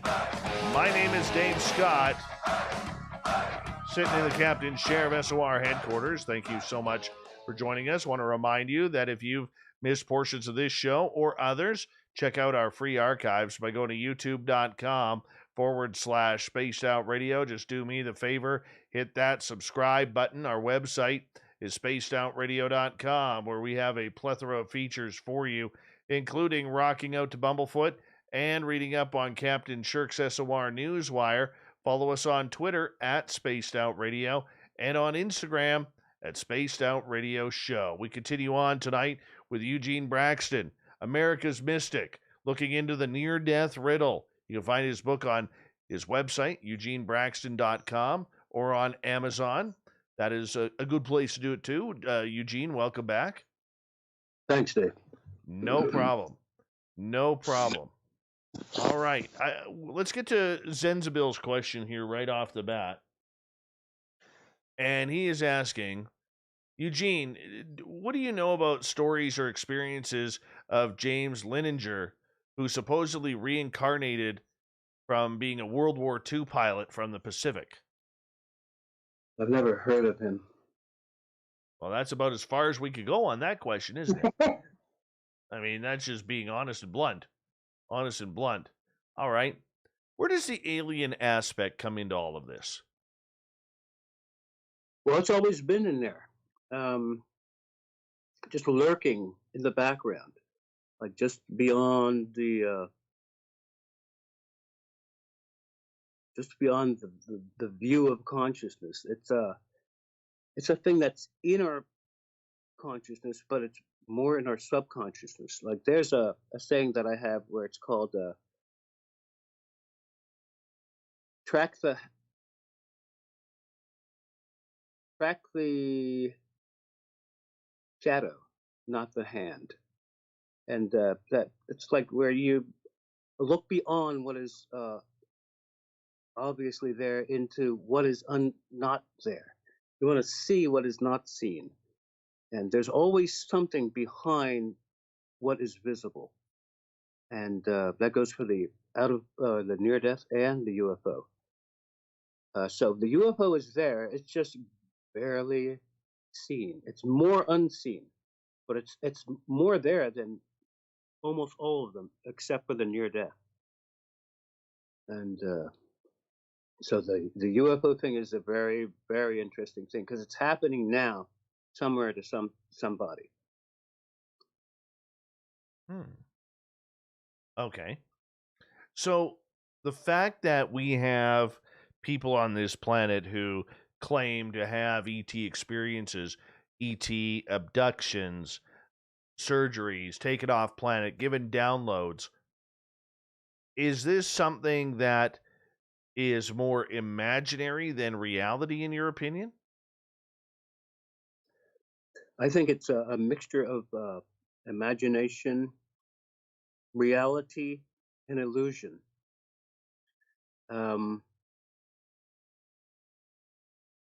Because they're all three of them are different, but they can be experienced all at the same time.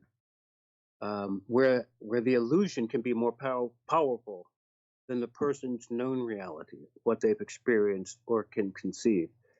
And often illusion and reality are intertwined until it becomes one singular reality, and that's a veil that can be pierced.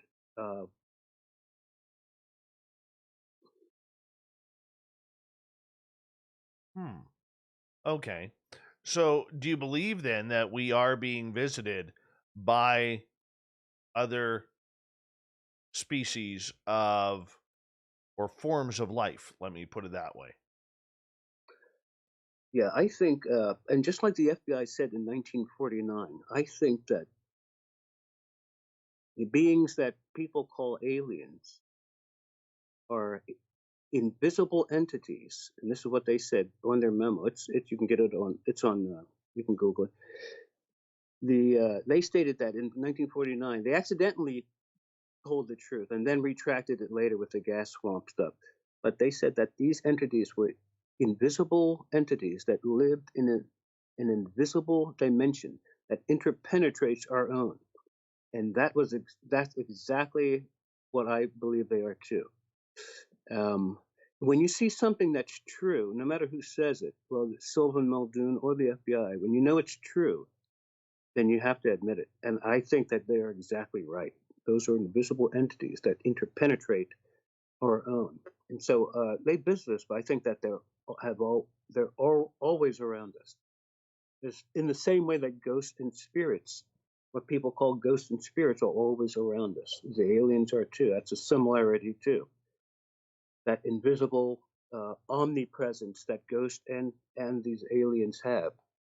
And we have to look at it and out of the box and in the box, because we know it's happening. But it's hard to prove to anyone too much outside of yourself. The experiencer knows it's happening, other experiencers do, but when you try to prove it to someone or show them, it can be difficult. It helps if you know the person fully, like a brother or your uncle or something, but and then there's no real need to prove it to anyone. When people have real experiences, they don't even, a lot of times they don't even talk to it about, they don't even mention it to anyone. And they shouldn't until they understand it themselves. But these aliens, and that's what we call them, they're here. They're stealthy, they're sly, and they're manipulative. And it's popular now to say that they give us good vibes and they're loving beings and stuff. But when you really look at the cold truth of it, I work with Dr. Jacobs, and he was right in his assertion about their nature and character, but he was only halfway right, where he believed that they came from actual rock planets in actual metal ships, where Valet and others were saying that no, this is a spiritual interdimensional thing, and he couldn't go above that spiritual thing. He was an atheist who didn't believe in spiritual things. That limited it, Dr. Jacobs.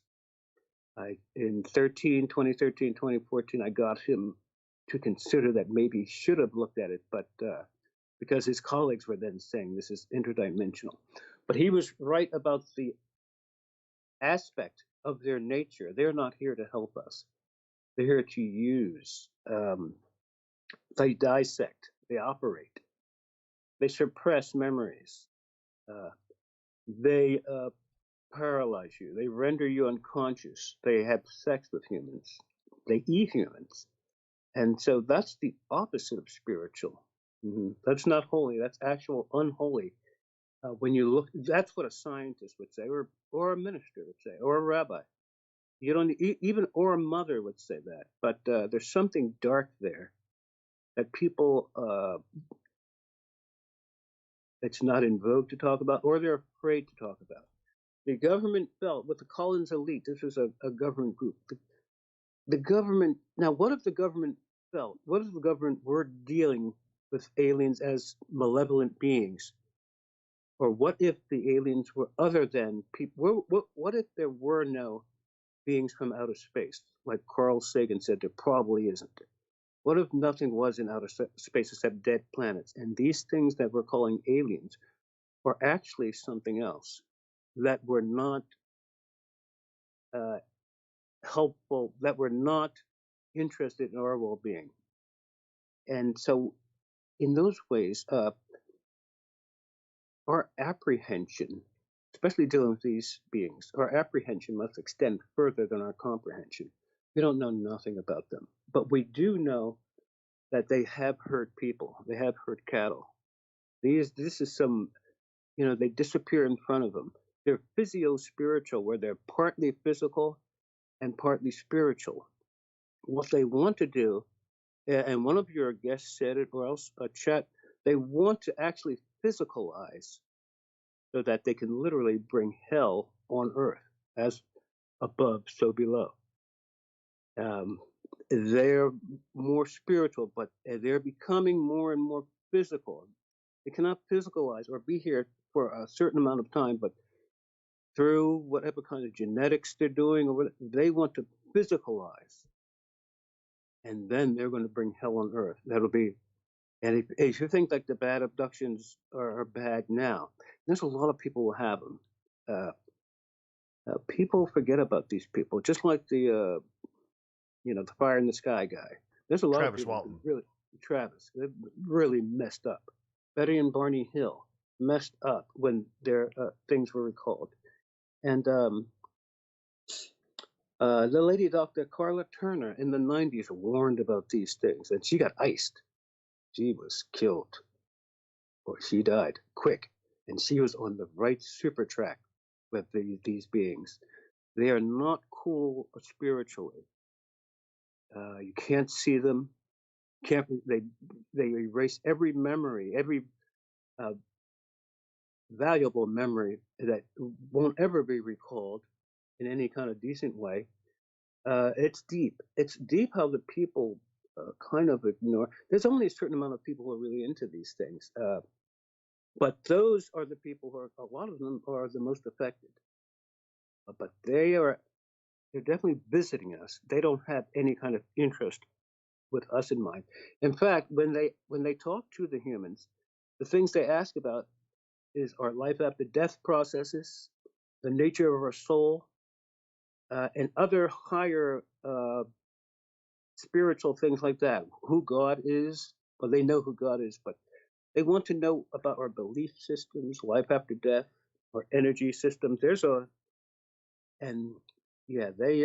have an agenda, and it is deep. But you can just a child could see a picture of these things and know instinctively that that is not cool.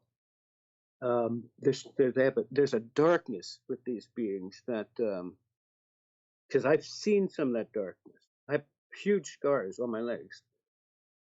So I'm determined in that way to find out what these things are. But it's so heavy that one would definitely could say it's linked to the demonic, and not in the way of omen type, The Exorcist flopping up, but more in the way of hatred, like an anti-Christ, an anti-God. It's a bad thing, and it wants to literally just kill us, use us. The alien thing is not good. The alien thing brings primal fear. The life after death, near death, brings primal ecstasy. If had the near death brought something else, I would have said it. But it brings goodness. The near death brings darkness, and it's bad too. And when you look into it deep enough, you'll see that the heart of it is the heart of darkness. It's a deep. You better have some kind of religious faith or spiritual faith in something if you deal fully and truthfully with the alien abduction thing. We are fully getting used, and I've had good experiences too. But the reality, as you mature and get older, of what is really happening sinks in, and it's not good with them. Mm-hmm. Let's move on to another question here, if you don't mind. This one coming from Bigfoot Rob, who is asking, when it comes to the omnipotent, what is considered the weakest power on the planet and why? When it comes to the omnipotent, what is considered? I don't understand the question. Well, what would be considered our weak links on this planet for humankind? What would be the opposite of the omnipotent? Yeah. I'd say probably the worst thing would be ignorance, not having knowledge. Not only being dimly aware of your own potential or someone else's. That's one of the worst things, to not know, especially not knowing the invisible real things, because it starts inside. It starts in a person's thinking. It starts in the other world first as a seed, and then it materializes in this world. So it always starts in the inside.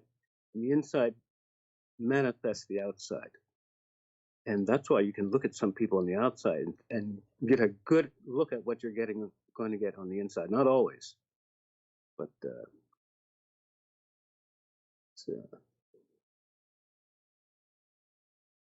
mhm. So, for those who are struggling with their own spirituality, their own understanding of the near death riddle, is there usually a time when people will come to grasp or to terms with their own mortality? Yeah, they'll have to at a certain amount of time. But usually, if the person makes it up over 50, halfway, or 40, then 50 is even better. You live a certain amount of decades, and then you realize, okay, I'm still here, so that means I have less time. And 50 for a lot of people is that midway point or even more.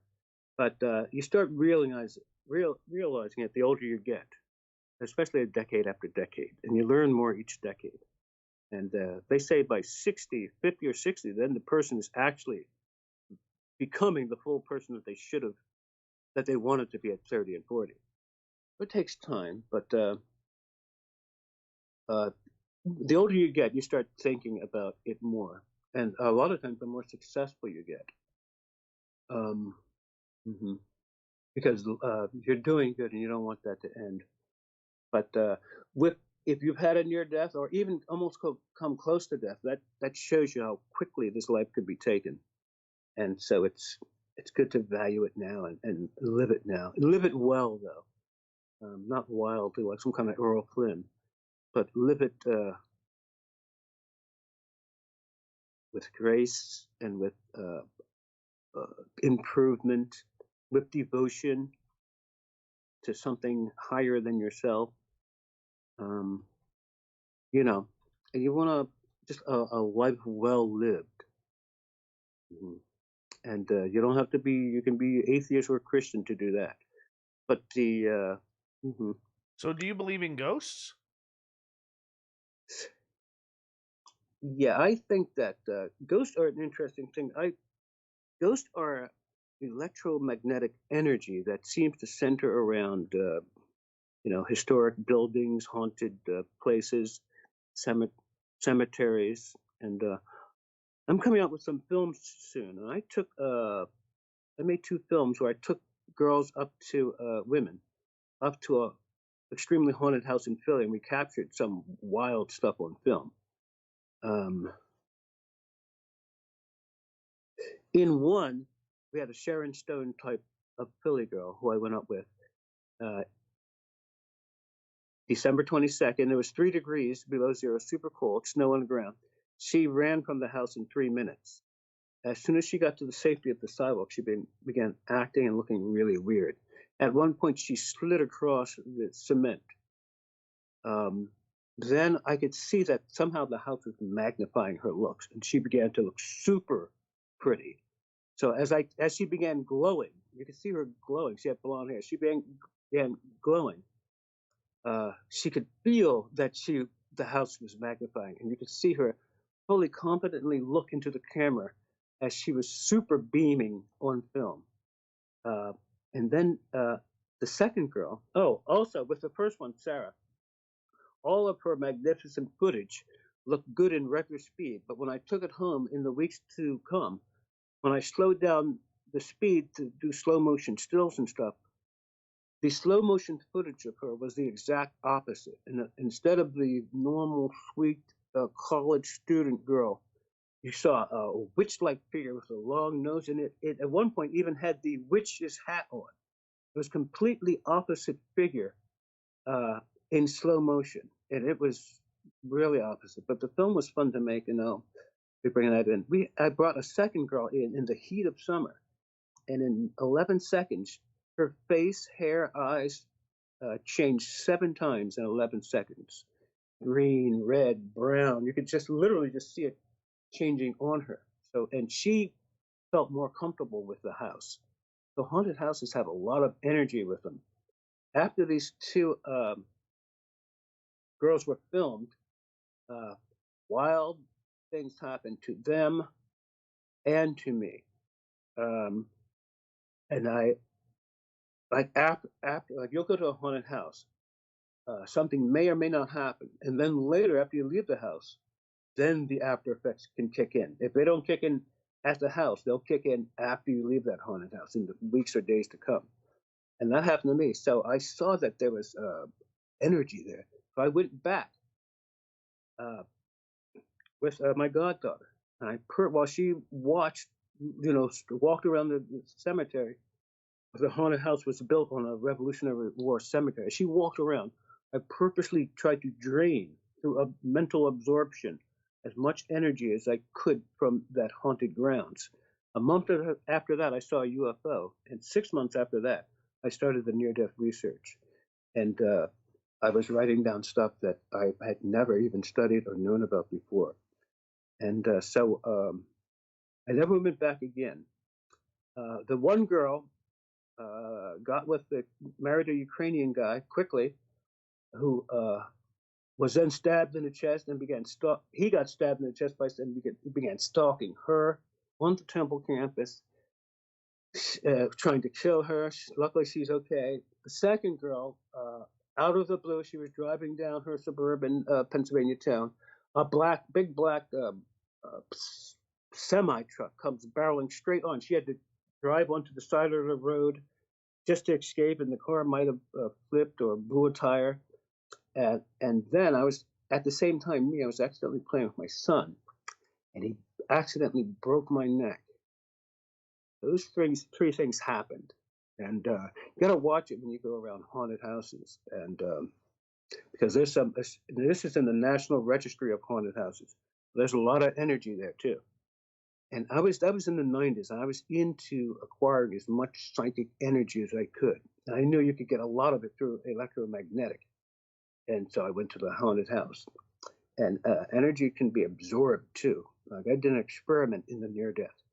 Why I decided to see if I could take an energy through my mouth in out-of-body form, through air or electricity.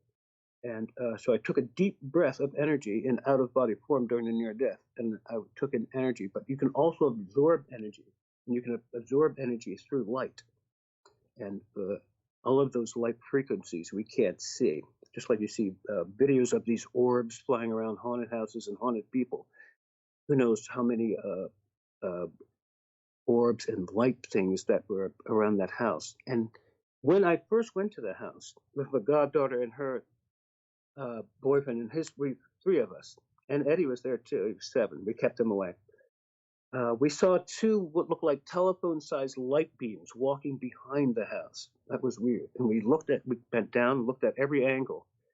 When we knew that we saw what we saw and couldn't figure it out, then we left immediately. And it was a month after that we saw the UFO. Eugene, I'm going to get you to hold on right there because we are going to go to break here at the top of the hour. We have Eugene Braxton for another 30 minutes to start off hour number 3. Then we're going to get to the SOR Newswire that Captain Shirk has put together for us, and then the Thought of the Dave. It's been a great show so far, 2 hours down, 1 hour to go here on Spaced Out Radio. EugeneBraxton.com is Eugene's website. We'll keep your questions as well. We'll get to them. His book, America's Mystic, Solves Near-Death Riddle, next on Spaced Out Radio.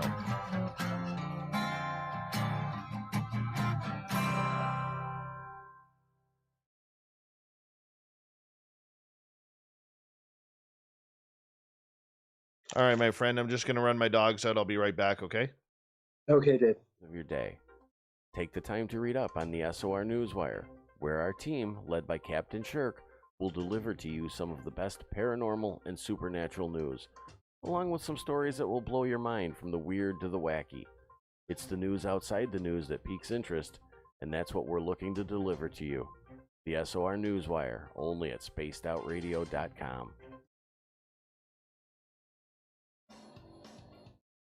We all know on Spaced Out Radio we love a good beard and mustache, so why not take care of your facial hair with Mighty Moose Beard Oil?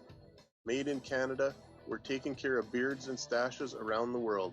We use 100% natural ingredients with our oils and balms to make your whiskers feel silky smooth. Use promo code SOR2019 at mightymoosebeard.com today.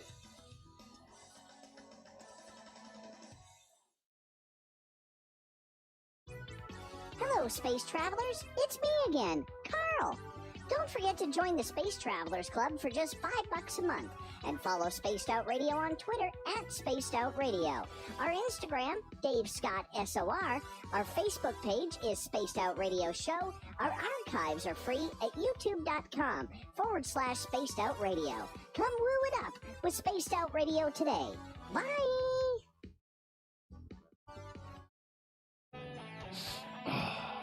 I'm feeling a little spicy tonight. What to do? What to do? Why not get bumblefucked? 4 million Scoville units of pure hard rock. Bumblefoot hot sauces come in 3 flavors. The burning bumble.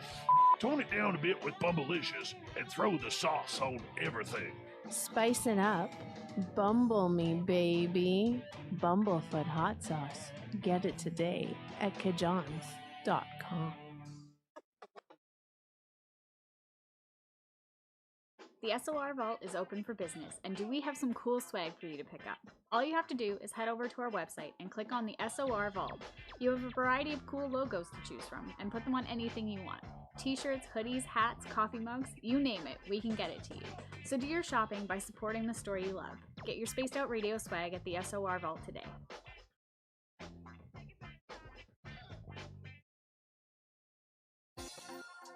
For the price of 1 cup of coffee a month, you can become an SOR Space Traveler. The Space Travelers Club is a place where you can interact with other listeners, either live during the show or on our great forum. We want your stories, pictures, comments, and ideas. You'll get live video streams, exclusive content, and be a part of our newsletter. Stay in touch with everything SOR. The Space Travelers Club is just $5 a month at spacedoutradio.com.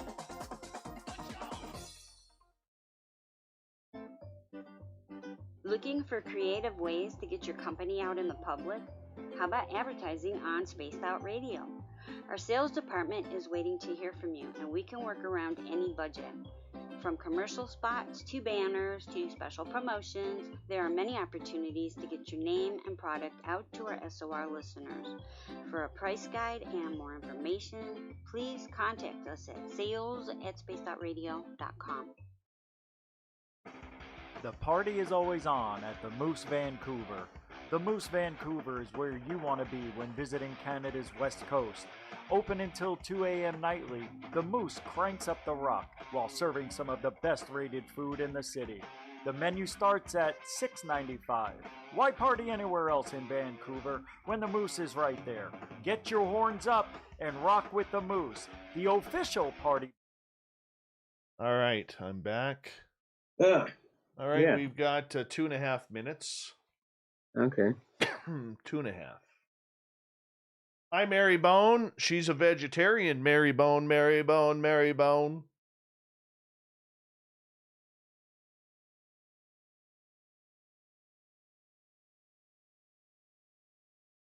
So how do you think it's going so far, Dave? Fantastic, my friend. When we get to the next break, just sit right through the break, and then I will say goodbye to you properly during the break, okay? Okay, thanks.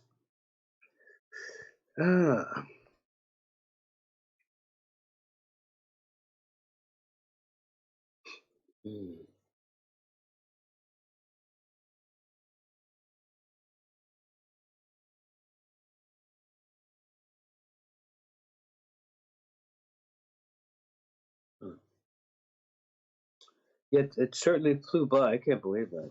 Oh, always does, my friend. Always does. All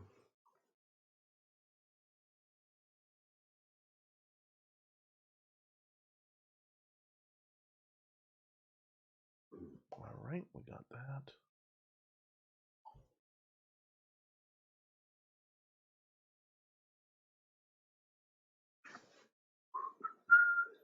It's been a good show, man. Thank you for doing this. Yeah, I'm glad to be on, Dave.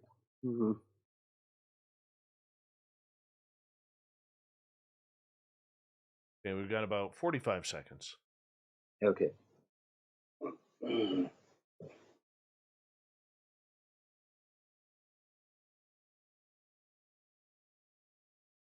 right. Big thank you once again to Wagon Breath, John, and Shar for the awesome super chats for tonight, supporting our show. Thank you to all of our new subscribers as we encroach on, I think we only need like 24 until we hit 11,000 subscribers. And thank you so much to everybody who's given us a thumbs up and down tonight. We really do appreciate it. And we'll get back to the show here momentarily. So just sit tight, 5 seconds.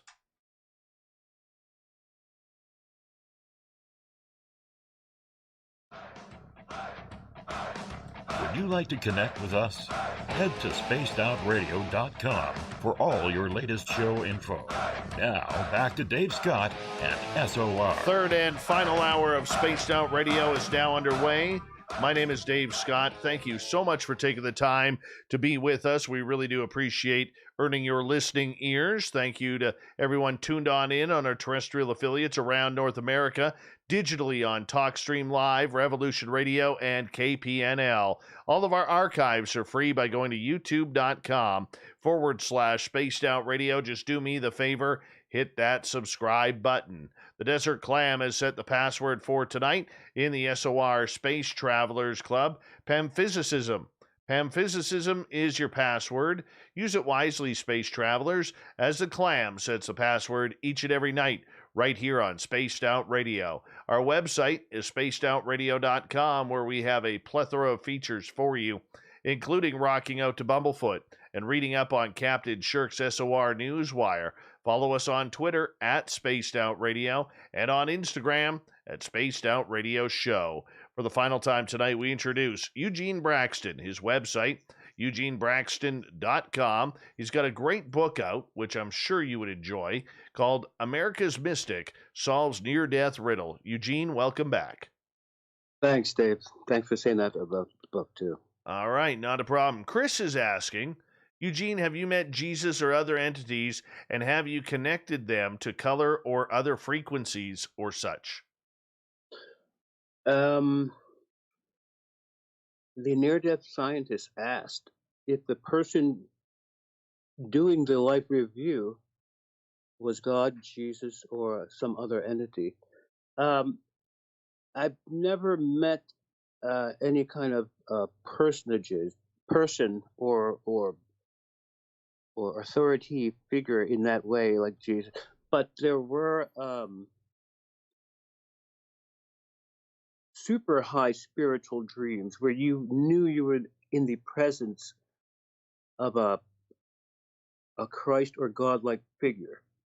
And I have learned things from hooded figures, which could be anything. But the only one who I could say that I've had any kind of contact with would be God, and that was during the near death. And my spirit merged and melded with his essence. They coalesced together. But as far as the other ones, no. It was an interesting thing in the near death, because I was, a normal high school athlete, and I wasn't into any kind of deep religious studies. We went to the youth group things because we could we could party, and it was a place to get away. Weekend retreat, we go party down, but wasn't into like the religious thing. But when I levitated in front of God after the judgment, and he came to me, I rose up in the air as he came to me. The hands were outstretched like a person would be on the cross. That was interesting too. But God was the only one who I could say I ever met or had any kind of supreme interaction with. For you, what's the ultimate goal in learning about the near-death riddle? Have you solved it? I think I've solved it more than any other researchers have, only because I worked with two of the world authorities, Dr. Atwater and Dr. Greyson. Those two combined almost are near death themselves. And Moody was good, and so was Dr. Ring. Ring was more accurate in some ways than he realized, but Greyson and Atwater were the foundations for it. He did it the lab coat scientific way, and she did it the experiential experiencer slash scientist. She then became a research scientist after becoming a super experiencer. So both was good. He was like the old guard, she was the new guard, and they worked together. And between them two, you have a lot of stuff. So I worked with both of them, one at a time, and they both liked and approved of what I was doing. And it was really important that PMH liked it, and she did. Mm-hmm. Dr. J, I saw some things in the near-death research that I needed to ask a real UFO expert about. And luckily, as fate would have it, Dr. Jacobs worked not only in the same city, but the same campus where I was working. So a lot of times God will strike a person's life, but they don't recognize it. They send them a sailboat, and the guy says, "No, I'm waiting for God." Another sailboat, another sailboat. And then, I sent you 7 sail. So things happen in our lives that are just perfectly there, and it's not fate. It was meant to happen, or it's supposed to happen, or so. You get what you believe in. No, I can see that, and I can appreciate that. But right before the break, we were talking a little bit about ghosts. What about shadow people or shadow animals? They always seem to have a tinge of nefariousness to them. We don't know if they're evil. We don't know really what they are. What do you think of shadow beings? I used to hear about those, and then in 2013, I started seeing them. And I was watching cable TV, and I saw something running along the baseboard of my wall. I saw a man, and I could see his feet running, And when I turned my head and looked, he disappeared into the air. So I said, let me, and I was fully partying. I said, let me pretend to watch the rest of this horror movie. And if I see him out of the peripheral, I won't look, I'll just watch peripherally. And he continued on where he disappeared, and then turned the corner, and then ran down the baseboard. I looked straight and saw him. But, and then after that, I started seeing them. And you catch them at the corner of your eye. If you turn your head physically, they just blink away right before you turn. But you've seen them, because our eyes are perfect. You can't make a camera as good as our eyes. And when we see something, or we think we see something, more than half the time you probably did. Even if it's just a piece of a thing in your eye. But the eyes really never lie. And the more you use them, because I'm an officer, artist, athlete, a writer, I use my eyes as a film director, I use my eyes fully. And there's different ways you can look at things, but your eyes, when you see something, I've seen these things, and I don't know what they are, but they can disappear at will. They're super fast. But they exist, yeah. I've seen them. Where do you think they come from? It seems like they're coming from another. They're either coming from another dimension, or they're letting us temporarily see them. I think there are a lot of entities that would like to materialize into this world, and as that veil thins, that cloaks our world from the second heaven, more and more of those things will be seen. In fact, that CERN project was supposed to rip a hole into the ionosphere and let those things come in, or not be able to stop them from coming in.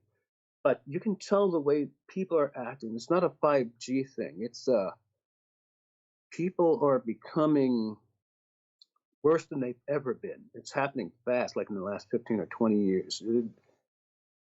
It's just like and that's why it's good to turn off from the news. We haven't had a TV like 6 years, but you can't help seeing it like on YouTube and stuff. But it's not good to digest all this crap that they're feeding us. And it's good to turn off. Because sometimes just living a life of bliss out in the woods is the best thing you can do. And, just because it's nothing, but if you tune into this madness of what's really happening. It's crazy. It's insane. So you need something outside of yourself and inside of yourself to really hold on to. You know. Definitely. Definitely.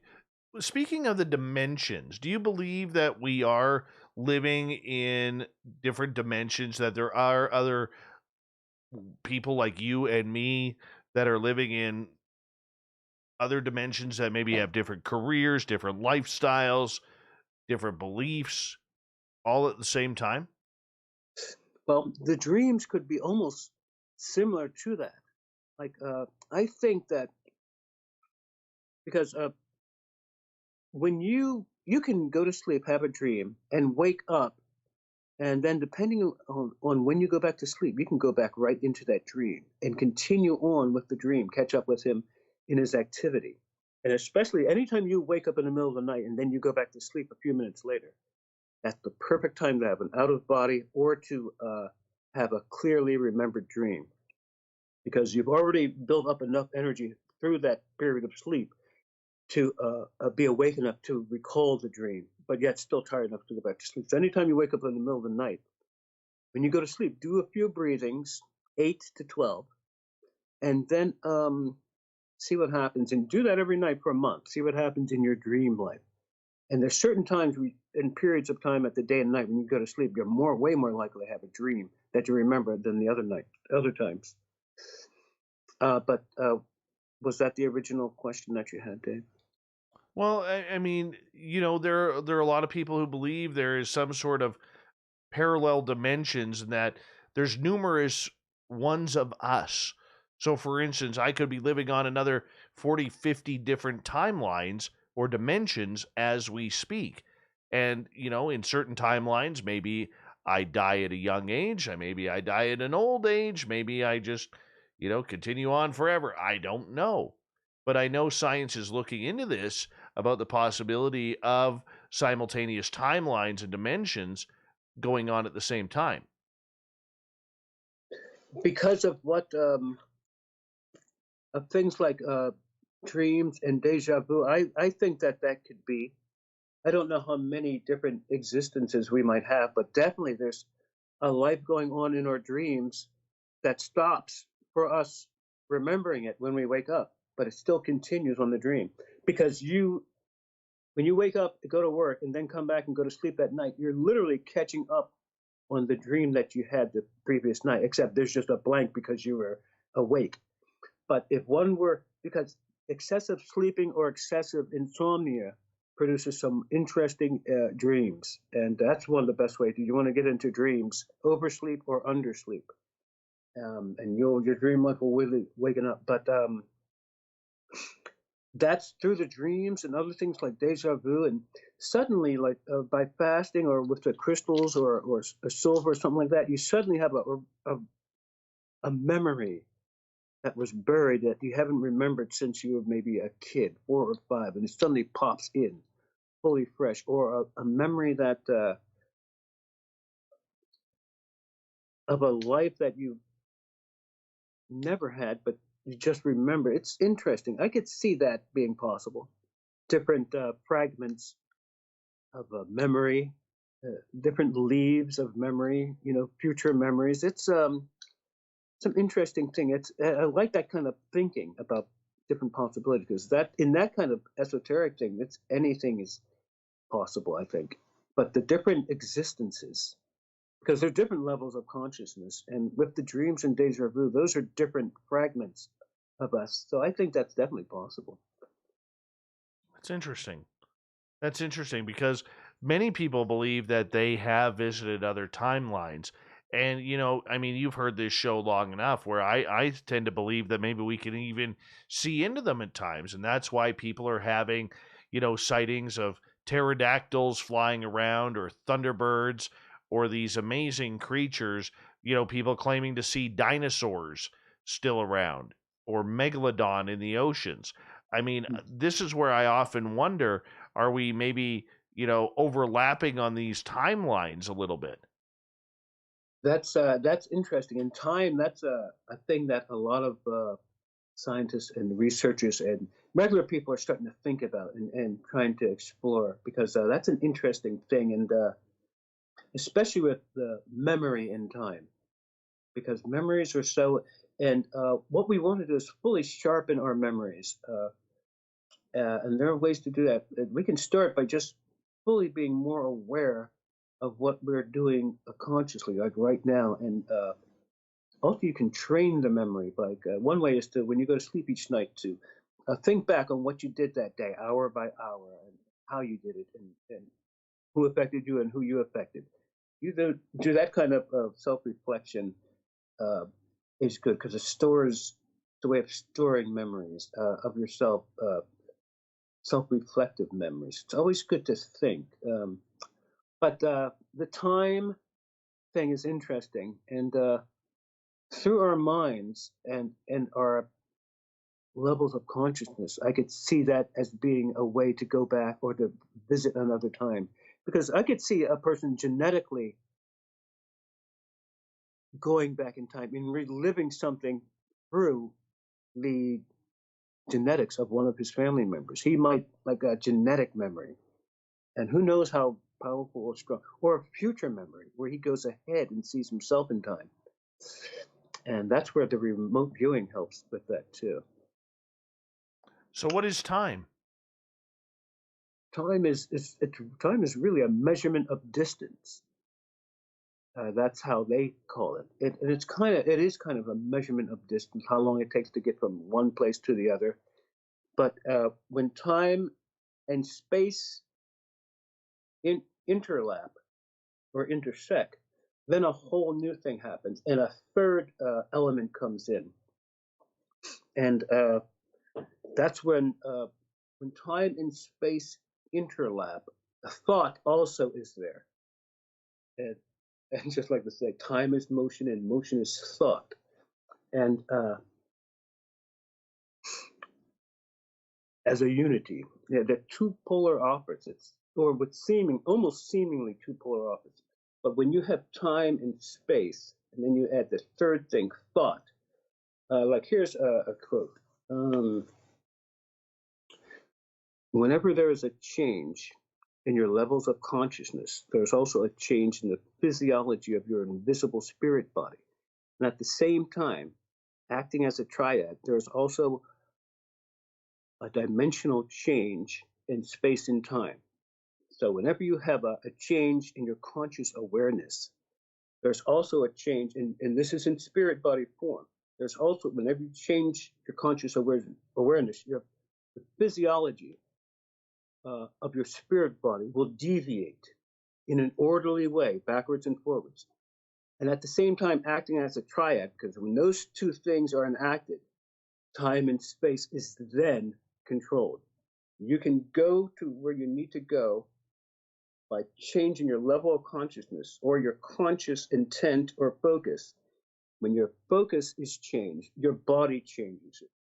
And so it's thought, level of consciousness, and physiology. So the level of consciousness and physiology change at the same time. And those two changes bring the third change, location. So that's where a person can automatically appear somewhere else at a split second. So it begins with thought, the bodily changes, and I have this all in the book. The body changes with thought, and then when thought and body changes, time and motion, then the dimensional location changes. So yeah, whenever there's a change in the level of consciousness, there's also a change in your invisible spirit body. That's the body you travel with dimensionally. And at the same time, acting as a triad, there's also a change in time. So it's an intersection. Mm-hmm. We've got about 4 minutes left with you tonight, Eugene, and I want to continue on here. With time, we all live by it, whether it's getting up in the morning, whether it's going to work, putting in an 8, 9, 10-hour shift, whether it's watching the football game, everything is timed. So is time as relevant and as important as we make it, or is it just an illusion?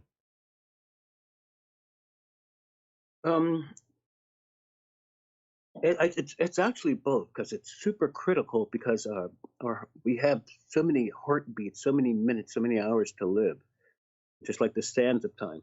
But it's also an illusion, because we can bend it by, just like when you have a when you're going to an amusement park or a hockey game. It's something you really want to do. Then you get there, the time, because you're having fun and you like it, time seems to burn by. No matter what you do, no matter how much time you could have a weekend, it still goes by. Then when you're doing push-ups or something you don't want to do as a drudgery, 1 or 10 push-ups could seem like 10 hours. So the perception of time actually changes it. Like when we do something that we don't like, it seems like it takes forever. When we do something we do like, it seems like it goes by. And that way, I think we could be able to bend time,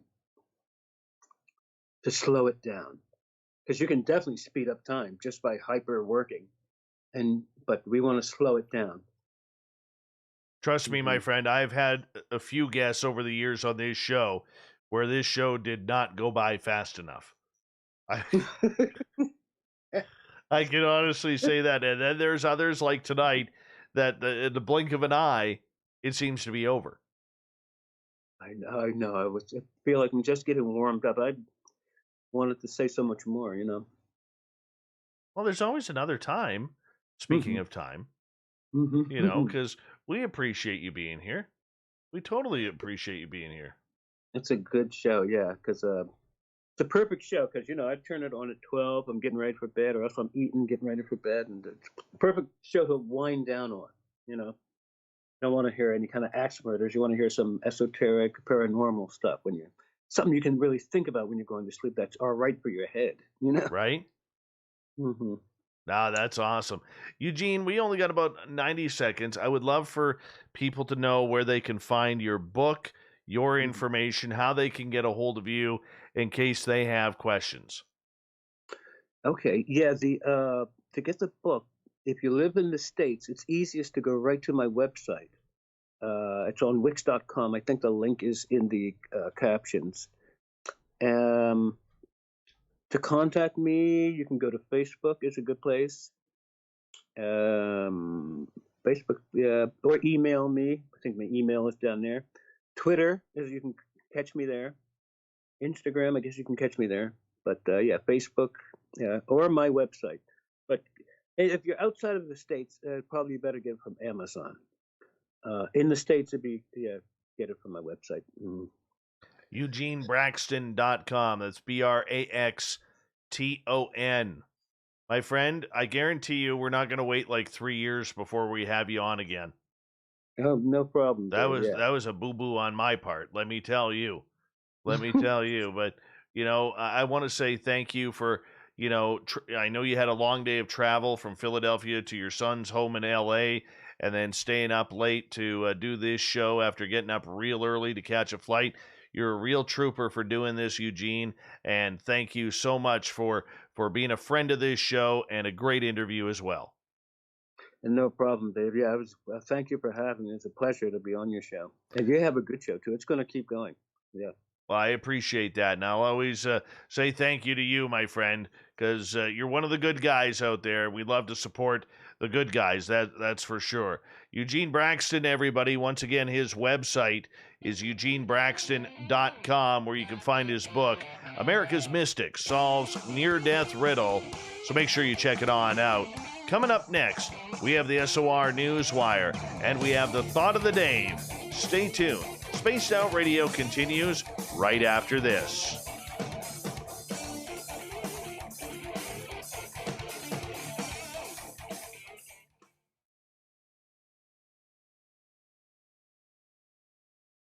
Eugene Braxton, everybody. Thanks, Dave. Some good clapping in there for you, bud. Lots of cheering for you in the chat room. Oh, good. Yeah, they're pretty cool. Yeah, I've made some good friends there. Yeah, man. How long are you in LA for? A week. Yeah. Son had to do some business, so he's here for a week too. Mm-hmm. Oh, very cool. Yeah. Very cool. Nice. Excellent. Well, you enjoy your vacation because it's well deserved. Thanks, Dave. And enjoy the lovely sights of California. Maybe do a little surfing. Watch out for the sharks. I know. Yeah, it's still a little cool, but it's real scenic. I've been down here a few times. It's definitely different way better in the East Coast, as far as looks, You get tired of the New Jack City after a while. Well, my friend, as you know, I got to run, get ready for the news. But you go get some rest, bud. You're looking a little tired. Yeah, I had some tooth surgery too this week too. So holy cow! Yeah, I know. But show must go on. Mm-hmm. You got that right. Well, I appreciate you. Much love, my brother. You take care, and we'll see you soon, okay? All right, thanks for having me, Dave. All right, thank you for coming on. Good night. Yeah. Thanks, Dave. Good night. Love my Eugene Braxton, everyone. He is a great, great guy. Great guy. Oh, yeah. Fantastic dude. We got some good news coming up here as well. Shirky Poo really put a good run together here. Excuse me.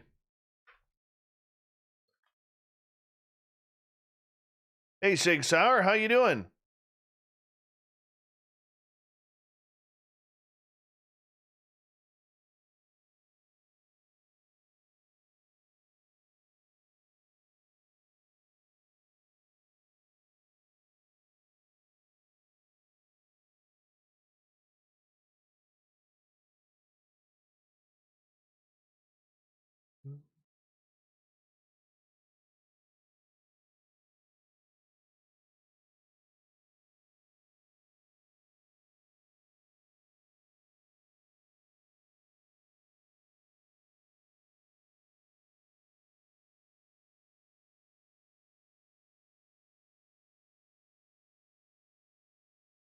Do, do, do, do.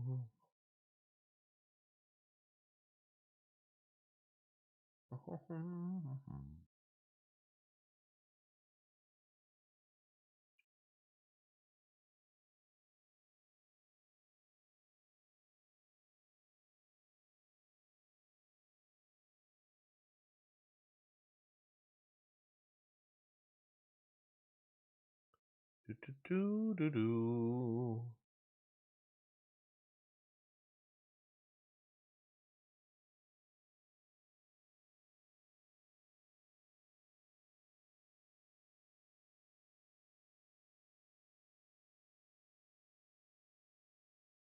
We have just under 2 minutes.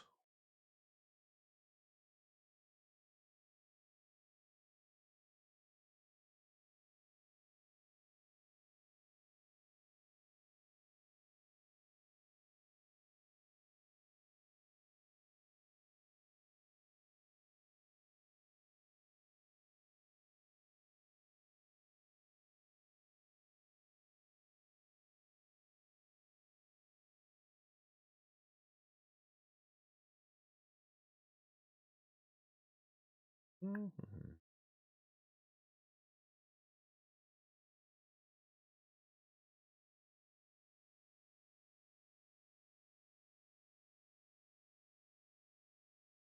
Joey Hayes, thank you. Appreciate you tuning in.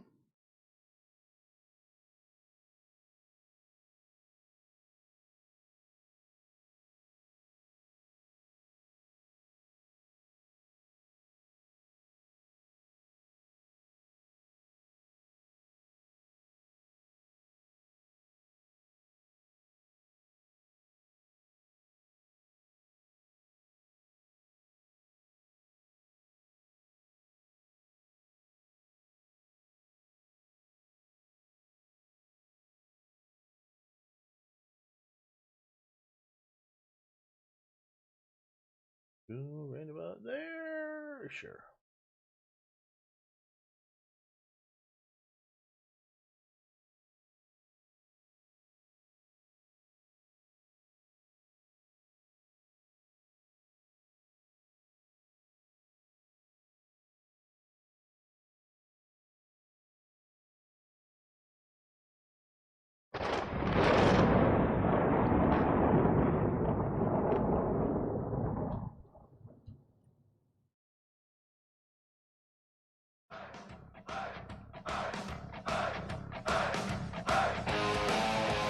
We've rounded third. We're heading for home tonight on Spaced Out Radio.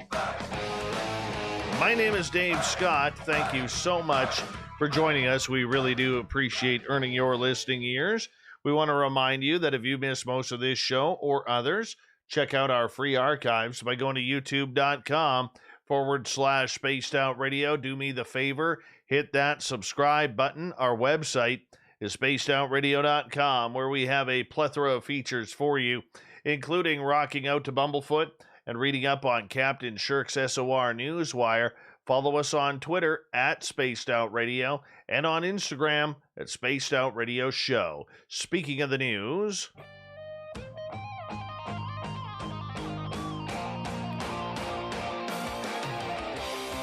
and this is how it ends. Yes, I was singing.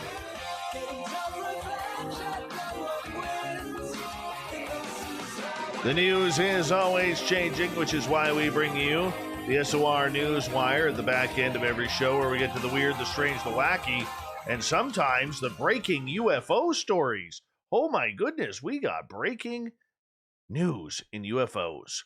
A former top intelligence official raised expectations for a forthcoming U.S. government disclosure on what it knows about UFOs.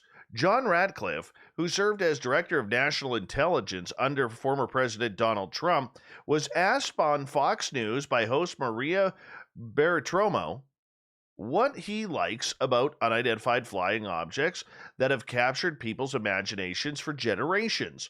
After saying that there have been sightings all around the world, Ratcliffe insisted that the reports of unidentified aerial phenomena already in the public eye are only part of the bigger picture. He says, when we talk about sightings, the other thing I will tell you is it's not just a pilot or just a satellite or some intelligence collection. Usually we have multiple sensors that are picking up these things, and some of these are unexplained phenomena. And there is actually quite a few more that have been made public. The disclosure is expected to happen sometime between now and June 1st, according to Bartiromo. That is thanks to the $2.3 trillion coronavirus relief and government funding bill that Trump signed into law in December, which contained the Senate Intelligence Committee's Intelligence Authorization Act for the fiscal year 2021 that had in it a committee comment section that addressed unidentified aerial phenomena. The panel's directive stipulates the report must identify, among other things, any threats posed by unidentified aerial phenomena and whether they may be attributed to foreign adversaries. The report shall be submitted in unclassified form but may include a classified annex, the committee wrote. The Office of the Director of National Intelligence confirms that the COVID-19 relief legislation set in motion a 180-day countdown for the Defense Secretary and the Director of National Intelligence to present to the Congressional Intelligence and Armed Services Committees what the U.S. government knows about UFOs. Ratcliffe said it would be healthy for as much of this information as possible to be made public.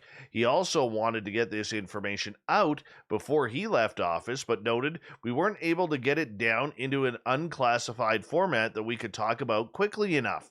The Defense Department announced in September that then Deputy Secretary of Defense David Norquist approved the creation of the UAP Task Force on August 4th, and the government group would be led by the Navy under the cognizance of the Office of the Undersecretary of Defense for Intelligence and Security. Videos from the Navy were released last year through the Freedom of Information Act that showed UFOs moving at incredible speeds and performing seemingly impossible aerial maneuvers. One of these videos was shot in November 2014. The other two were shot in January 2015. The three videos codenamed FLIR 1, Gimbal, and Go Fast. In 2015, the Navy pilots can be heard expressing disbelief. All three UFO videos were captured by Navy FA-18 Super Hornets. The videos were made public and published because of the efforts by the New York Times, as well as through the efforts of a group called the To the Stars Academy. Who are they? Who are they? Does anybody even know anymore? Ratcliffe is the only former member of the U.S. intelligence community to speak out about UFOs in recent months. Former CIA Director John Brennan said on a podcast with U.S. economist Tyler Cowen in December that the videos from the Navy pilots are quite eyebrow-raising when you look at them. Brennan also said that he thinks some of these phenomena we're going to be seeing continues to be unexplained and might, in fact, be some type of phenomena that is the result of something that we don't yet understand and that could involve some type of activity that some may say constitutes a different form of life. Let's face it, they got aliens. Let's just say it. It rolls off the tongue just nicely, beautifully. We got aliens. This is why you need to get one of our You Got Aliens t-shirts. Seriously. Everybody's got aliens. Government's got aliens. You got aliens. Even people in San Antonio have aliens, even though they don't admit it. But let's just call it what it is. It's aliens. Does anyone have the self-control to actually resist those shelves full of impulse purchase snacks at most checkouts? Put your hand up. I do. I try really hard, because Mars Wrigley now is stepping up the robot game, and their new autonomous robot will roam stores and tempt shoppers long before they hit the checkout. The robot was developed by Mars Wrigley and a company called Savioki and has been nicknamed Smiley, even though the bot lacks a face. It looks more like an autonomous shelf that relies on various sensors, including LiDAR, to not only safely navigate a store, but also detect when a person caves into temptation and approaches Smiley to grab some snacks like gum or candy bars. Oh, yeah, you call them candy bars down there. Chocolate bars is what they're called up here. Chocolate bars. At which point, it will stop until the shopper walks away. The robot is currently undergoing testing at a ShopRite in Monroe, New York, which has recently been renovated with wider aisles to make it the perfect testing environment for autonomous shopping assistants like this and hands-free grocery carts. Smiley isn't about just pushing more product, though. It hosts of sensors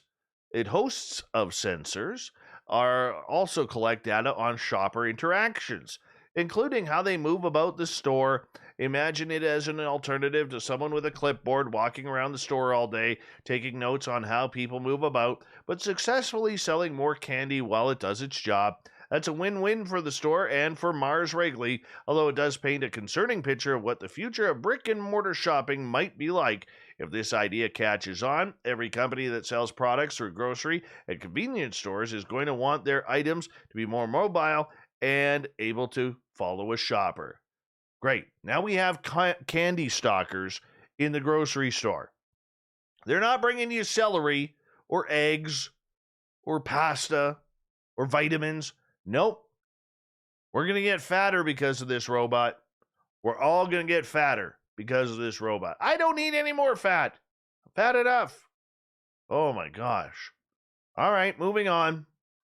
The Burmese python, green iguana, and lionfish are by now well-known invasive species that have established a dangerous foothold in Florida. But now, there's a new predator that's invasive and emerged in the state, the arapaima, a monster fish that can grow up to 10 feet, weigh up to a couple hundred pounds. A dead one recently washed ashore in Cape Coral's J.C. Park, which runs around Lake Okeechobee, west of the Gulf of Mexico. Now, the arapaima is literally native to the Amazon River in South America and is one of the world's largest predatory fish. Its scales are said to be as impenetrable as armor. I think it's kind of cool, said Captain Josh Constantine, who's been fishing the waters near the Caloosahatchee River for more than 20 years, and he's been a guide for this business, which is the Caloosahatchee Cowboys Charters, for more than a decade. Now, Constantine said the arapaima may have been the closest thing to a tarpon, which is big, athletic fish native to Florida waters. Oh, I want to fish for one of those. And a popular species for game fishermen. And that's why I want to go to Florida. Even though I'll have to go on a boat, I'm okay with that. I want to get one of these things. Like tarpon, arapaima are capable of jumping out of the water for food, and their prey includes small mammals, lizards, birds, and other fish. But Constantine is also aware of the reality of the arampaima's appearance in Florida, which was confirmed by Florida Fish and Wildlife Conservation Commission. I can't imagine it's good for our ecosystem. And he's right. The arampaima, because of its varied and voracious appetite, is a threat to native Florida life. It is also capable of producing hundreds of thousands of eggs during its lifetime, but that's apparently hasn't happened here yet. There is no evidence that arampaima have reproduced in the wilds of Florida. John Cassani, head of the Calusa Waterkeeper, a nonprofit group dedicated to protecting waterways and in the region, agreed, writing an email that it would seem unlikely. Sightings are rare, and this may be a unique situation to the Caloosahatchee River. Oh my goodness. Now I want to go fishing there again. The existence of humanity is facing an unprecedented threat. In just a couple of decades, our ability to make babies could seriously be hindered. Why? Sperm counts in human males are falling drastically. Based on a study of 2017, human sperm counts have plummeted 59% between 1973 and 2011. If you look at the curve on sperm count and project it forward, which is always risky, it reaches zero in 2045, said the mentioned study's co-author Shanna Swan, an epidemiologist from the Mount Sinai Medical School. That means that in some 24 years, human males will become unable to produce viable sperm cells. We don't need to tell you that that's not good news for making new humans. That's a little concerning to say the least, said Swan, clearly aiming for the understatement of the year prize. Lower sperm counts are the only thing threatening the human production or reproduction. It also turns out that our penises are getting smaller. Yep. Apparently, Swan said that an increasing number of baby boys around the world are being born with shrunken dinkies. Apparently, it goes without saying that if the human penis shrinks to nothingness, it will be a problem for continuing the species. No kidding. In addition to disappearing dongs, the rate for erectile dysfunction are going up. At the same time, global fertility rate, that is, the number of births per woman, has crashed. In 2018, the rate stood at 2.4 babies per woman, compared that to 5.06 in 1964, and it's down by almost half. In some parts of the world, the average 20-something woman today is less fertile than her grandmother was at 35. Also, the distance between the anus and the beginning of the genitals, the taint, in other words, is getting shorter in males. We're not exactly sure how that works, but Swan says taint's length's importance for sexual reproduction has been recognized since 1920s. In a nutshell, or nutbag, humanity is collectively losing its ability to sex it up and make babies, a little concerning indeed. Of 5 possible criteria for what makes a species endangered, only one needs to be met. The current state of affairs for humans meets at least 3 of them, writes Swan. My goodness. Oh, we kind of got into a little bit of everything there. Seriously. It's terrible. Shrinking dongs, low sperm count, and the taint is shrinking as well. What the hell are us men supposed to do? What are we supposed to do? I don't get it. Somebody help me with this one. We're tainting the taint, apparently. Tainting the taint. I'm not giving Captain Shirk credit for finding that story. That's the one I found. Because it's, that's what I do. That's my story, not Captain Shirk's. I did that one, Captain. You could slap me on the wrist for after. Oh, and there she is messaging me. That's Merle. That's Merle. All right. No, I thought that would be Shirky Poo, but that's Merle. Let's continue on here. You would think Merle, who's been on this show, could actually realize, that instead of messaging me right now, that I'm actually doing the show. I could call him. Oh, well, let's move on. A dog owner has shared an adorable snap of his pooch after she got herself into a spot of bother and ended up looking like a bit of an astronaut. Jeb Banner from Indiana sent a photo of his dog Mila on Twitter, writing, "So this happened last night. Wind blew it off the lamppost in the backyard.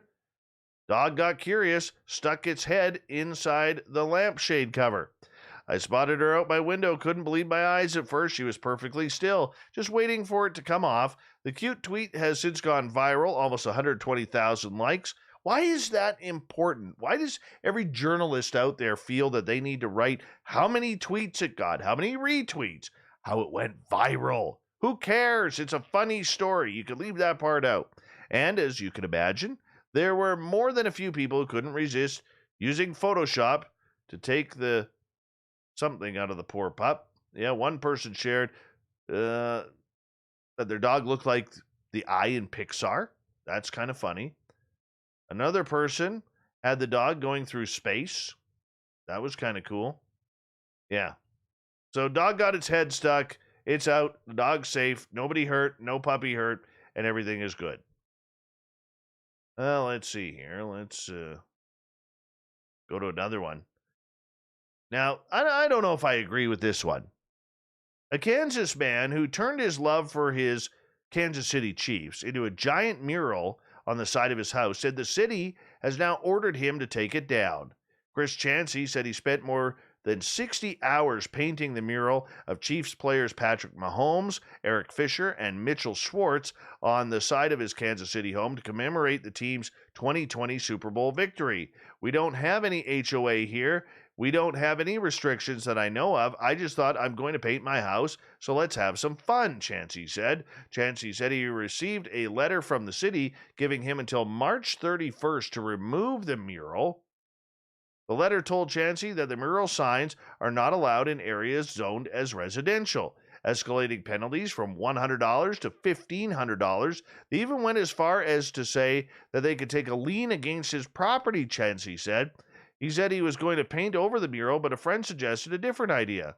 I had a friend who's been in the back of my ear telling me that he wants it. He wants to buy it. He wants to steal it off my house, he said. I called him this morning and told him, he said, you got 13 days. The city told me I got to get rid of it in 13 days, so you got 13 days. And he said he'll have a crew out here next week to remove it. The city responded to the controversy, by the way. Fans can all agree this Chiefs mural is awesome.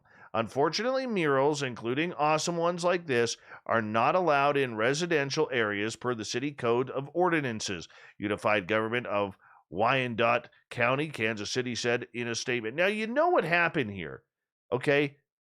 Some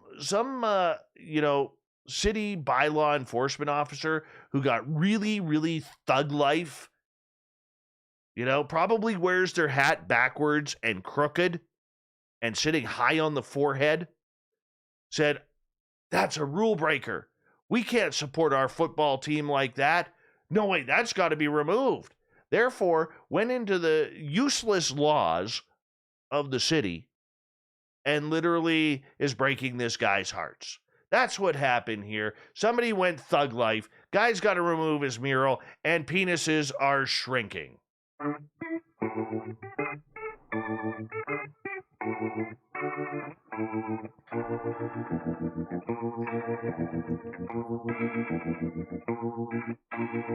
Thought of the Dave happens every night at this time, where we go, ask a question on our Facebook and Twitter pages, then read your responses on the air because we love the audience participation around here. Today's Thought of the Dave is as follows. What's your opinion on life after death? Joel, we become one with Source. Andy, I had a sudden cardiac arrest event in 2013. No pulse for 20 minutes. Nothing. Zero. Can report there is nothing out there. Oh, that's just bleak. That's just absolutely bleak. Don't want to see that. Don't want to see that. All right, moving on. Oh, there's Merle's stuff there. Chris, you have to be real careful asking this. Death has affected people in many different ways.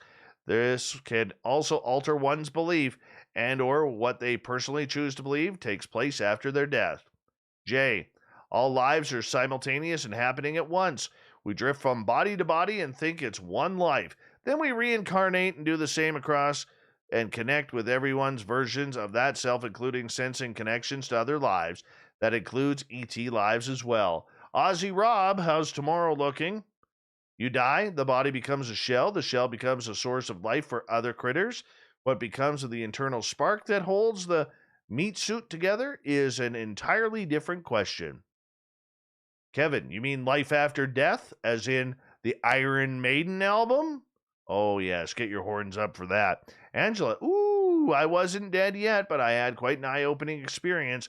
While completely disassociated from my body and personality of this life, I had to decide to come back and finish this time as the girl in the bed or not. Steve, actually, it wasn't too bad. I kind of preferred it to being alive.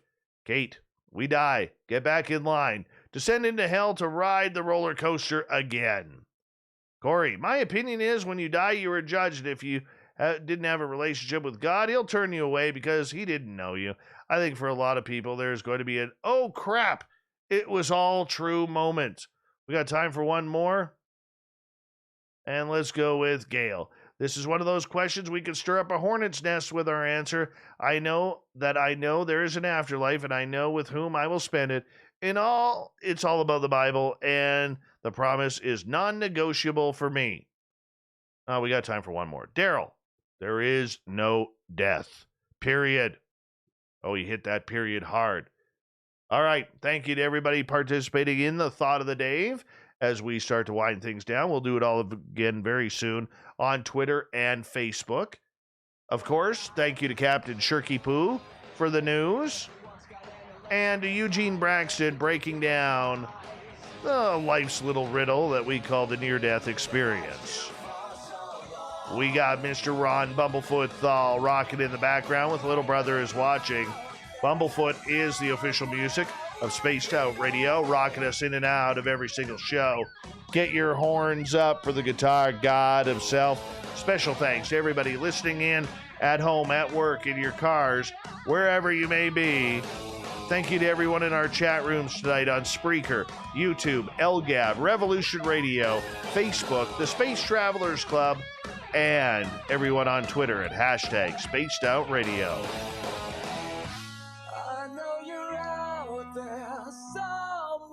Remember, this show is copyright by Spaced Out Radio and SOR Media Ventures Limited.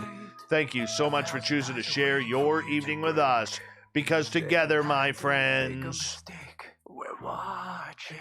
We own the night. Mr. Bumblefoot, we need a favor. We need you to take us home.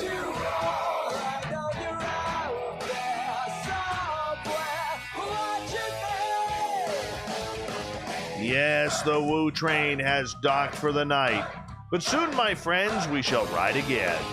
Your seats are always available. Your tickets never expire. And if you want to bring a friend, we've got room for them too. Good night.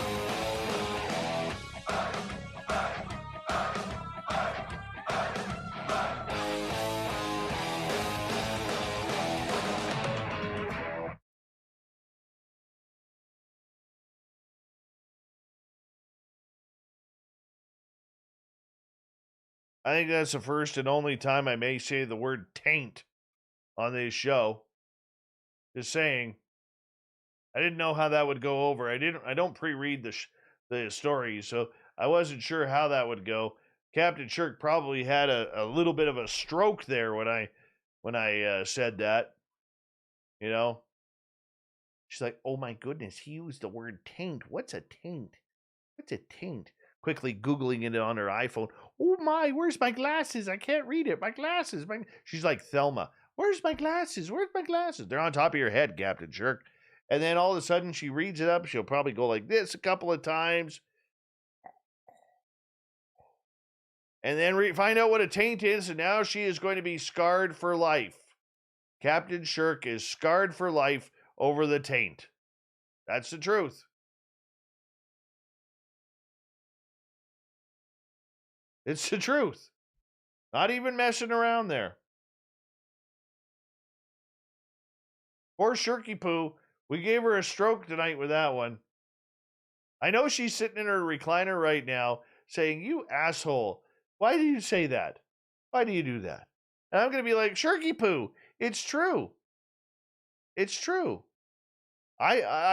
Joe, I probably will get about 4 angry grannies for that.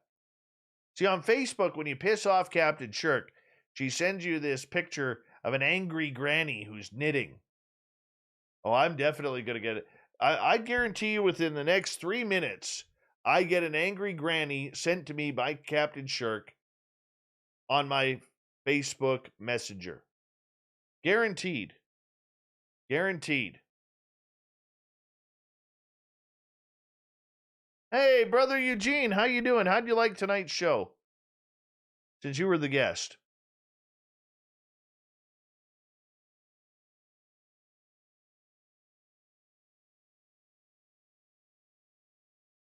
And what is...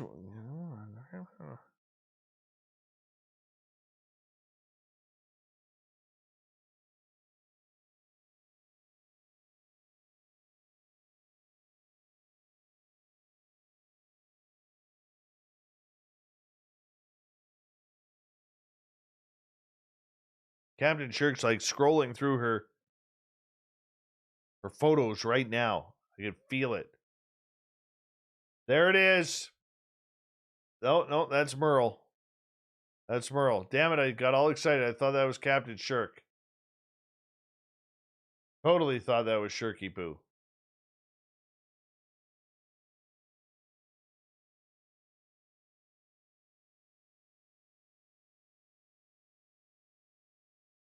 Come on, Shirky Poo. Don't make me look bad here. I know you're watching, Gail. Maybe Gail just honestly is still so shocked that she learned what a taint was tonight. That could be it. That could be it. I can't believe David went on the air and talked about taints and penis sizes. Oh, Lord. What are we going to do?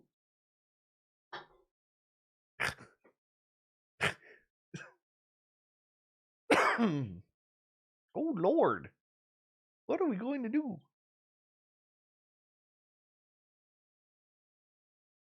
He's going to give me a, well, I never. Well, I never. Oh, Jerky Poo. Oh, I love you. I love Gail. I drive her nuts sometimes, but I love her. She's awesome. Oh, my goodness. That just got out of hand real quick there. Not going to lie. That got out of hand real quick.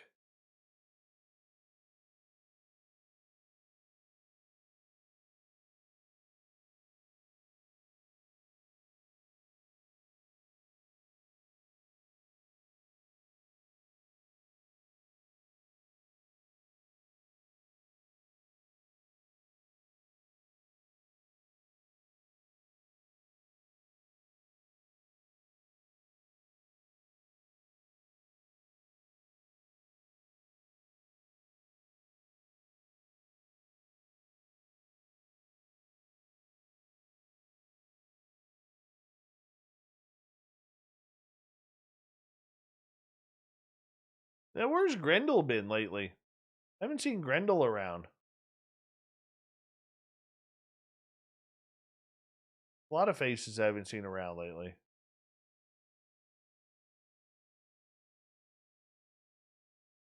I'm starting to wonder, since Shirky Poo hasn't messaged me, I wonder if she fell asleep. She's been known to fall asleep at like awkward times.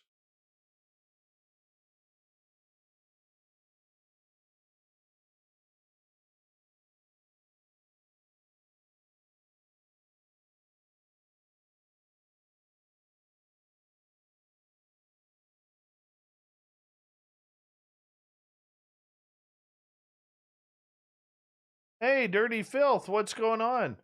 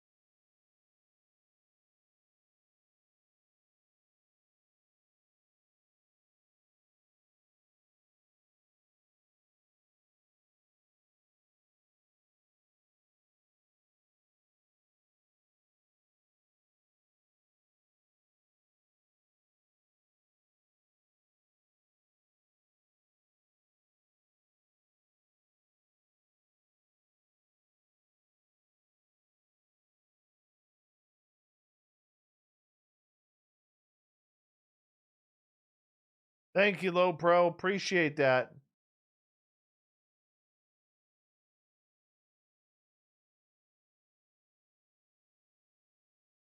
We're here 5 nights a week, Low Pro.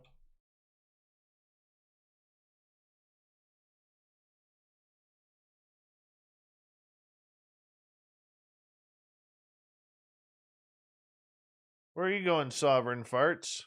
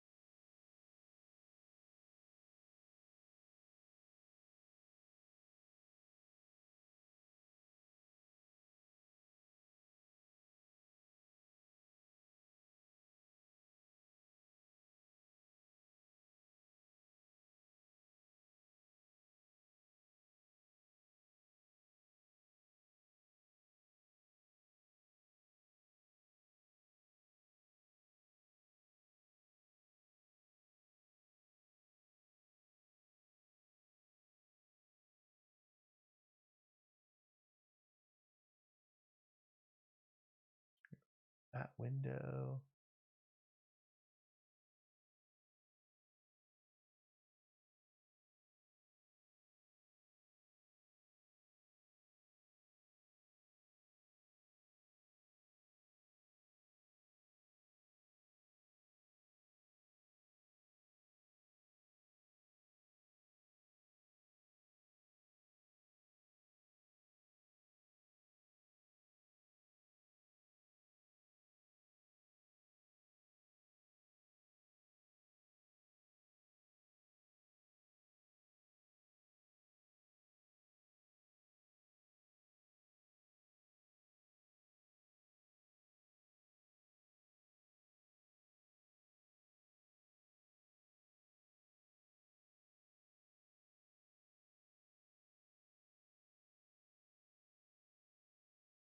Oh yes, Vinster. That was a critic who said I was whining and I can now stop whining and complaining since I got Luis Elizondo on the show. Called me a twat waffle.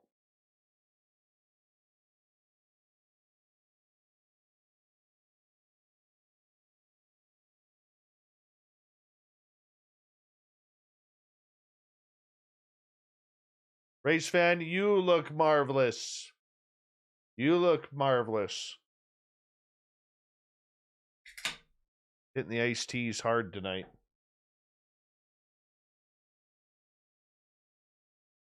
Thank you, Grandmaster. You rip them well yourself. The side part looks much better. Okay, Jenny.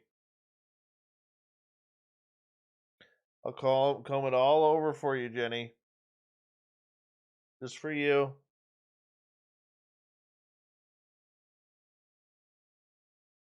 Oh, there you go, Jenny.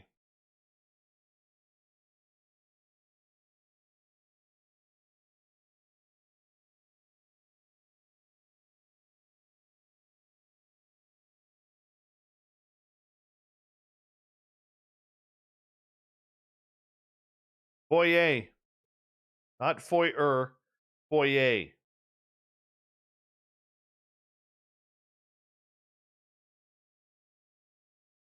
Yeah, I can even flip it on over, see?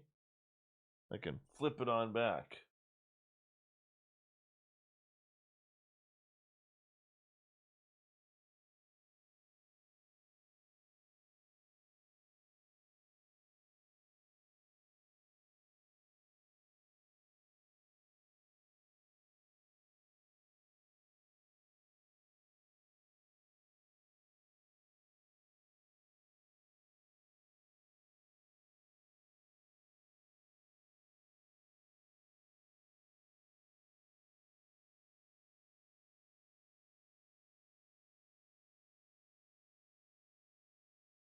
I didn't even put any beard oil in tonight.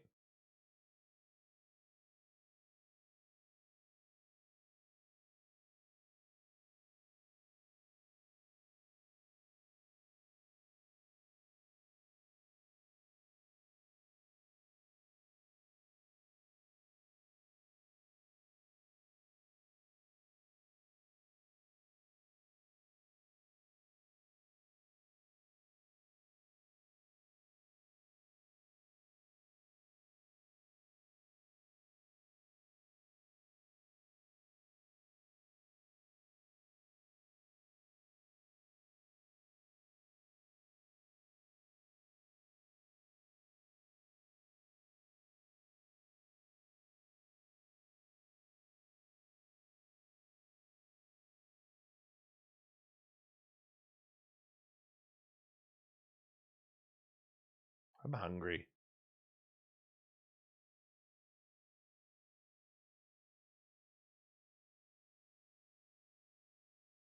I'm hungry. Yeah, it's true.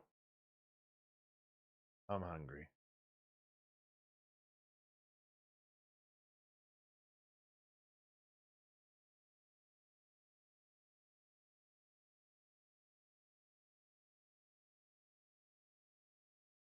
What am I going to eat here?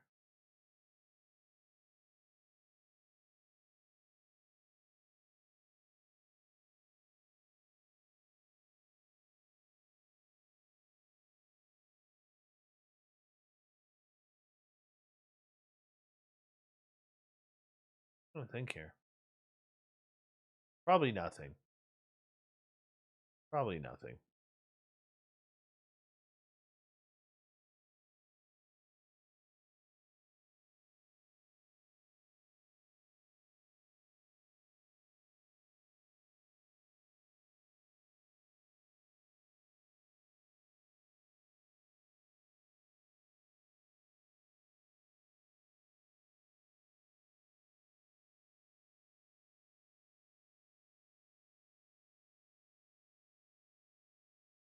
Give me 2 seconds, guys.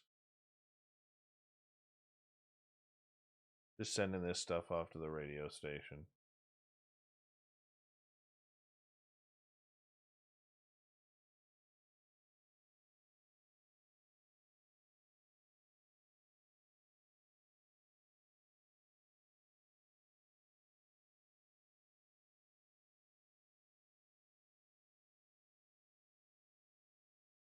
Probably a good curler, Finster. Probably a good curler, not a hockey player.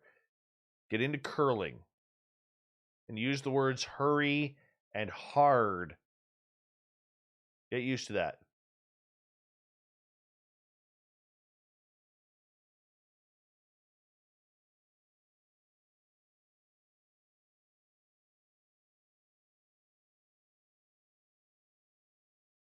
Curling.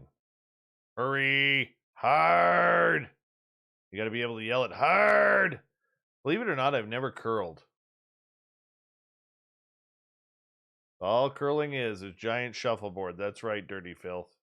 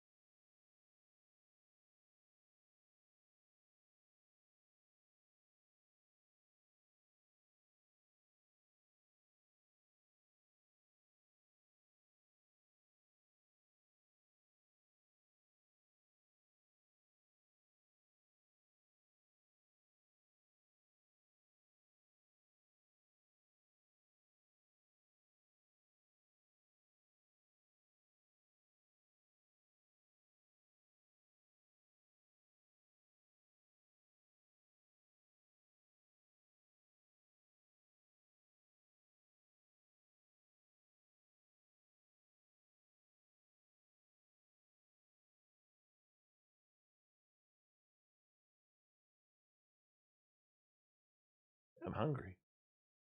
I am hungry.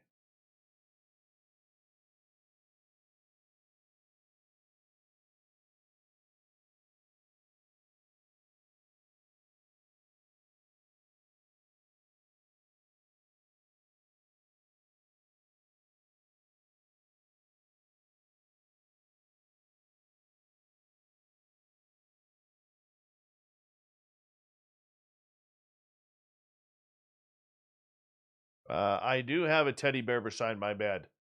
It's a koala bear that I got when I was 11 or 12 years old, right before I, as a kid, went into Children's Hospital.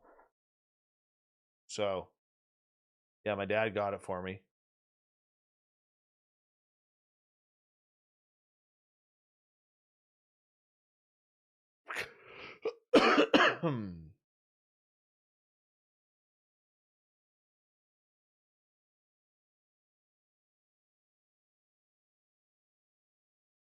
I never noticed that about race car being a palindrome. Where is PBR tonight not to point that out? Babster, thanks for picking up the pace there. Flip the hair over. Just for Gen A.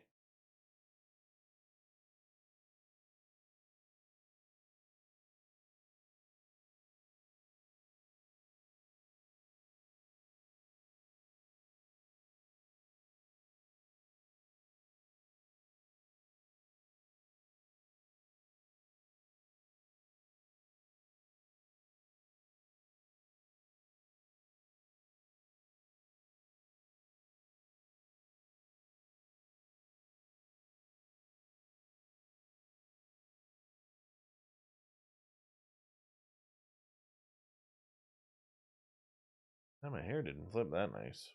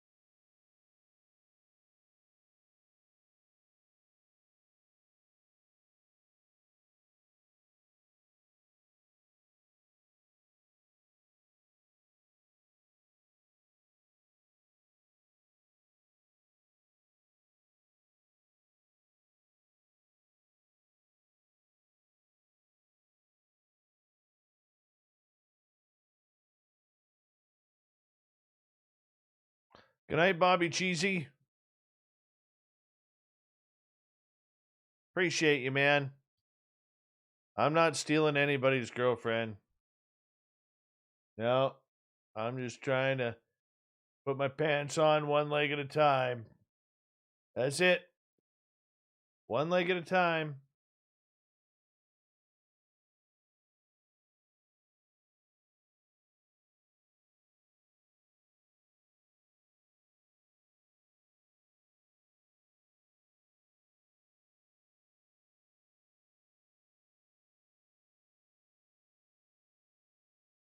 So I had a client of mine today bring in homemade samosas. Like the real Indian samosas. And totally stunned me. He comes into my office. He's like, "Hey, Dave." I'm like, "Hey." He goes, "Here's the bag of samosas that I promise you." I'm like, "Oh my God." I ate 5 homemade samosas tonight. I had 2 for lunch, 3 for dinner. And I was like, "Oh my God, I haven't had Indian food since I left my home to move up here." So missed it. Homemade samosas are the best. Oh, Filth, you should be jealous here.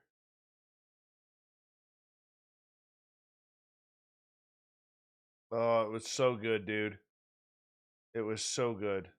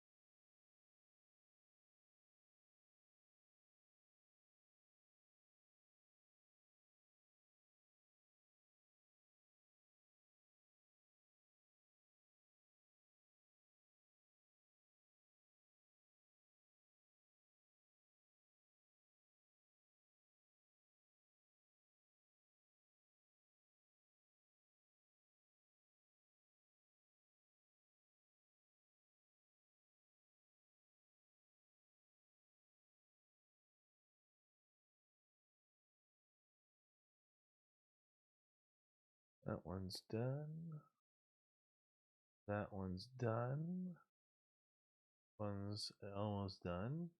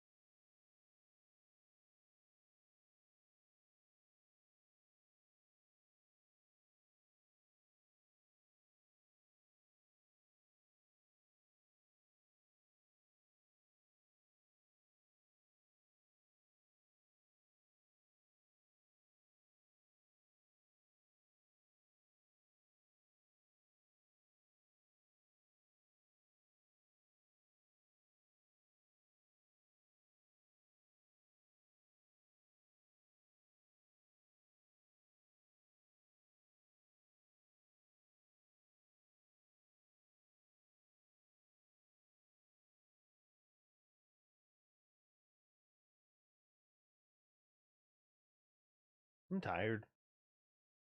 Hey, Vinster. I didn't notice that. Thank you for the super chat, man. Really do appreciate that. That's awesome. Thank you to Wagon, John, and who's the other one here? And Shar, the lovely and talented Shar, for the super chats. Really do appreciate it. Thank you so much. Means a lot.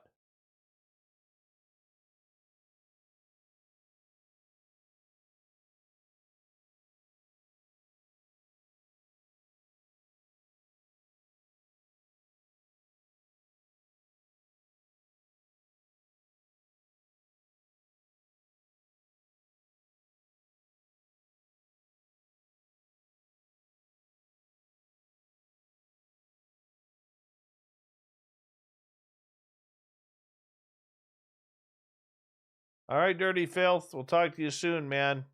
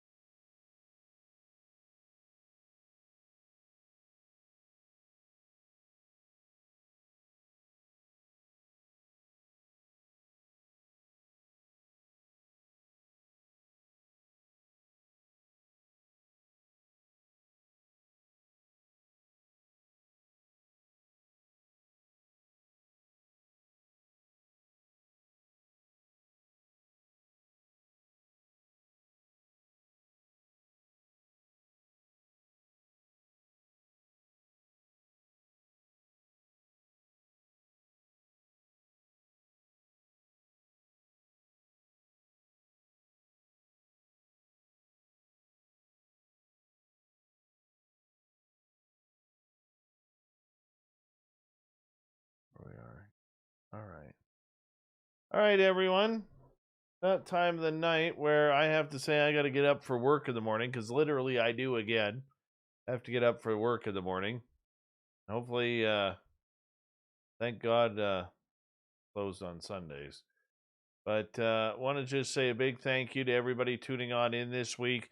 All of our new subscribers and everything. You guys made it a fantastic, fun week. We really do appreciate all your love, all your support. And thank you to Corrins for booking incredible guests once again. And Spookles the cat for the social media. And of course, our new wrenches, Jenny and Kira. So you guys have yourself a wonderful weekend. Stay high, stay tight. And you know what? We'll do it all again on Monday. And we'll have a lot of fun too. Much love to each and every one of you. And we'll talk to you on Monday. Have a great weekend. See you soon.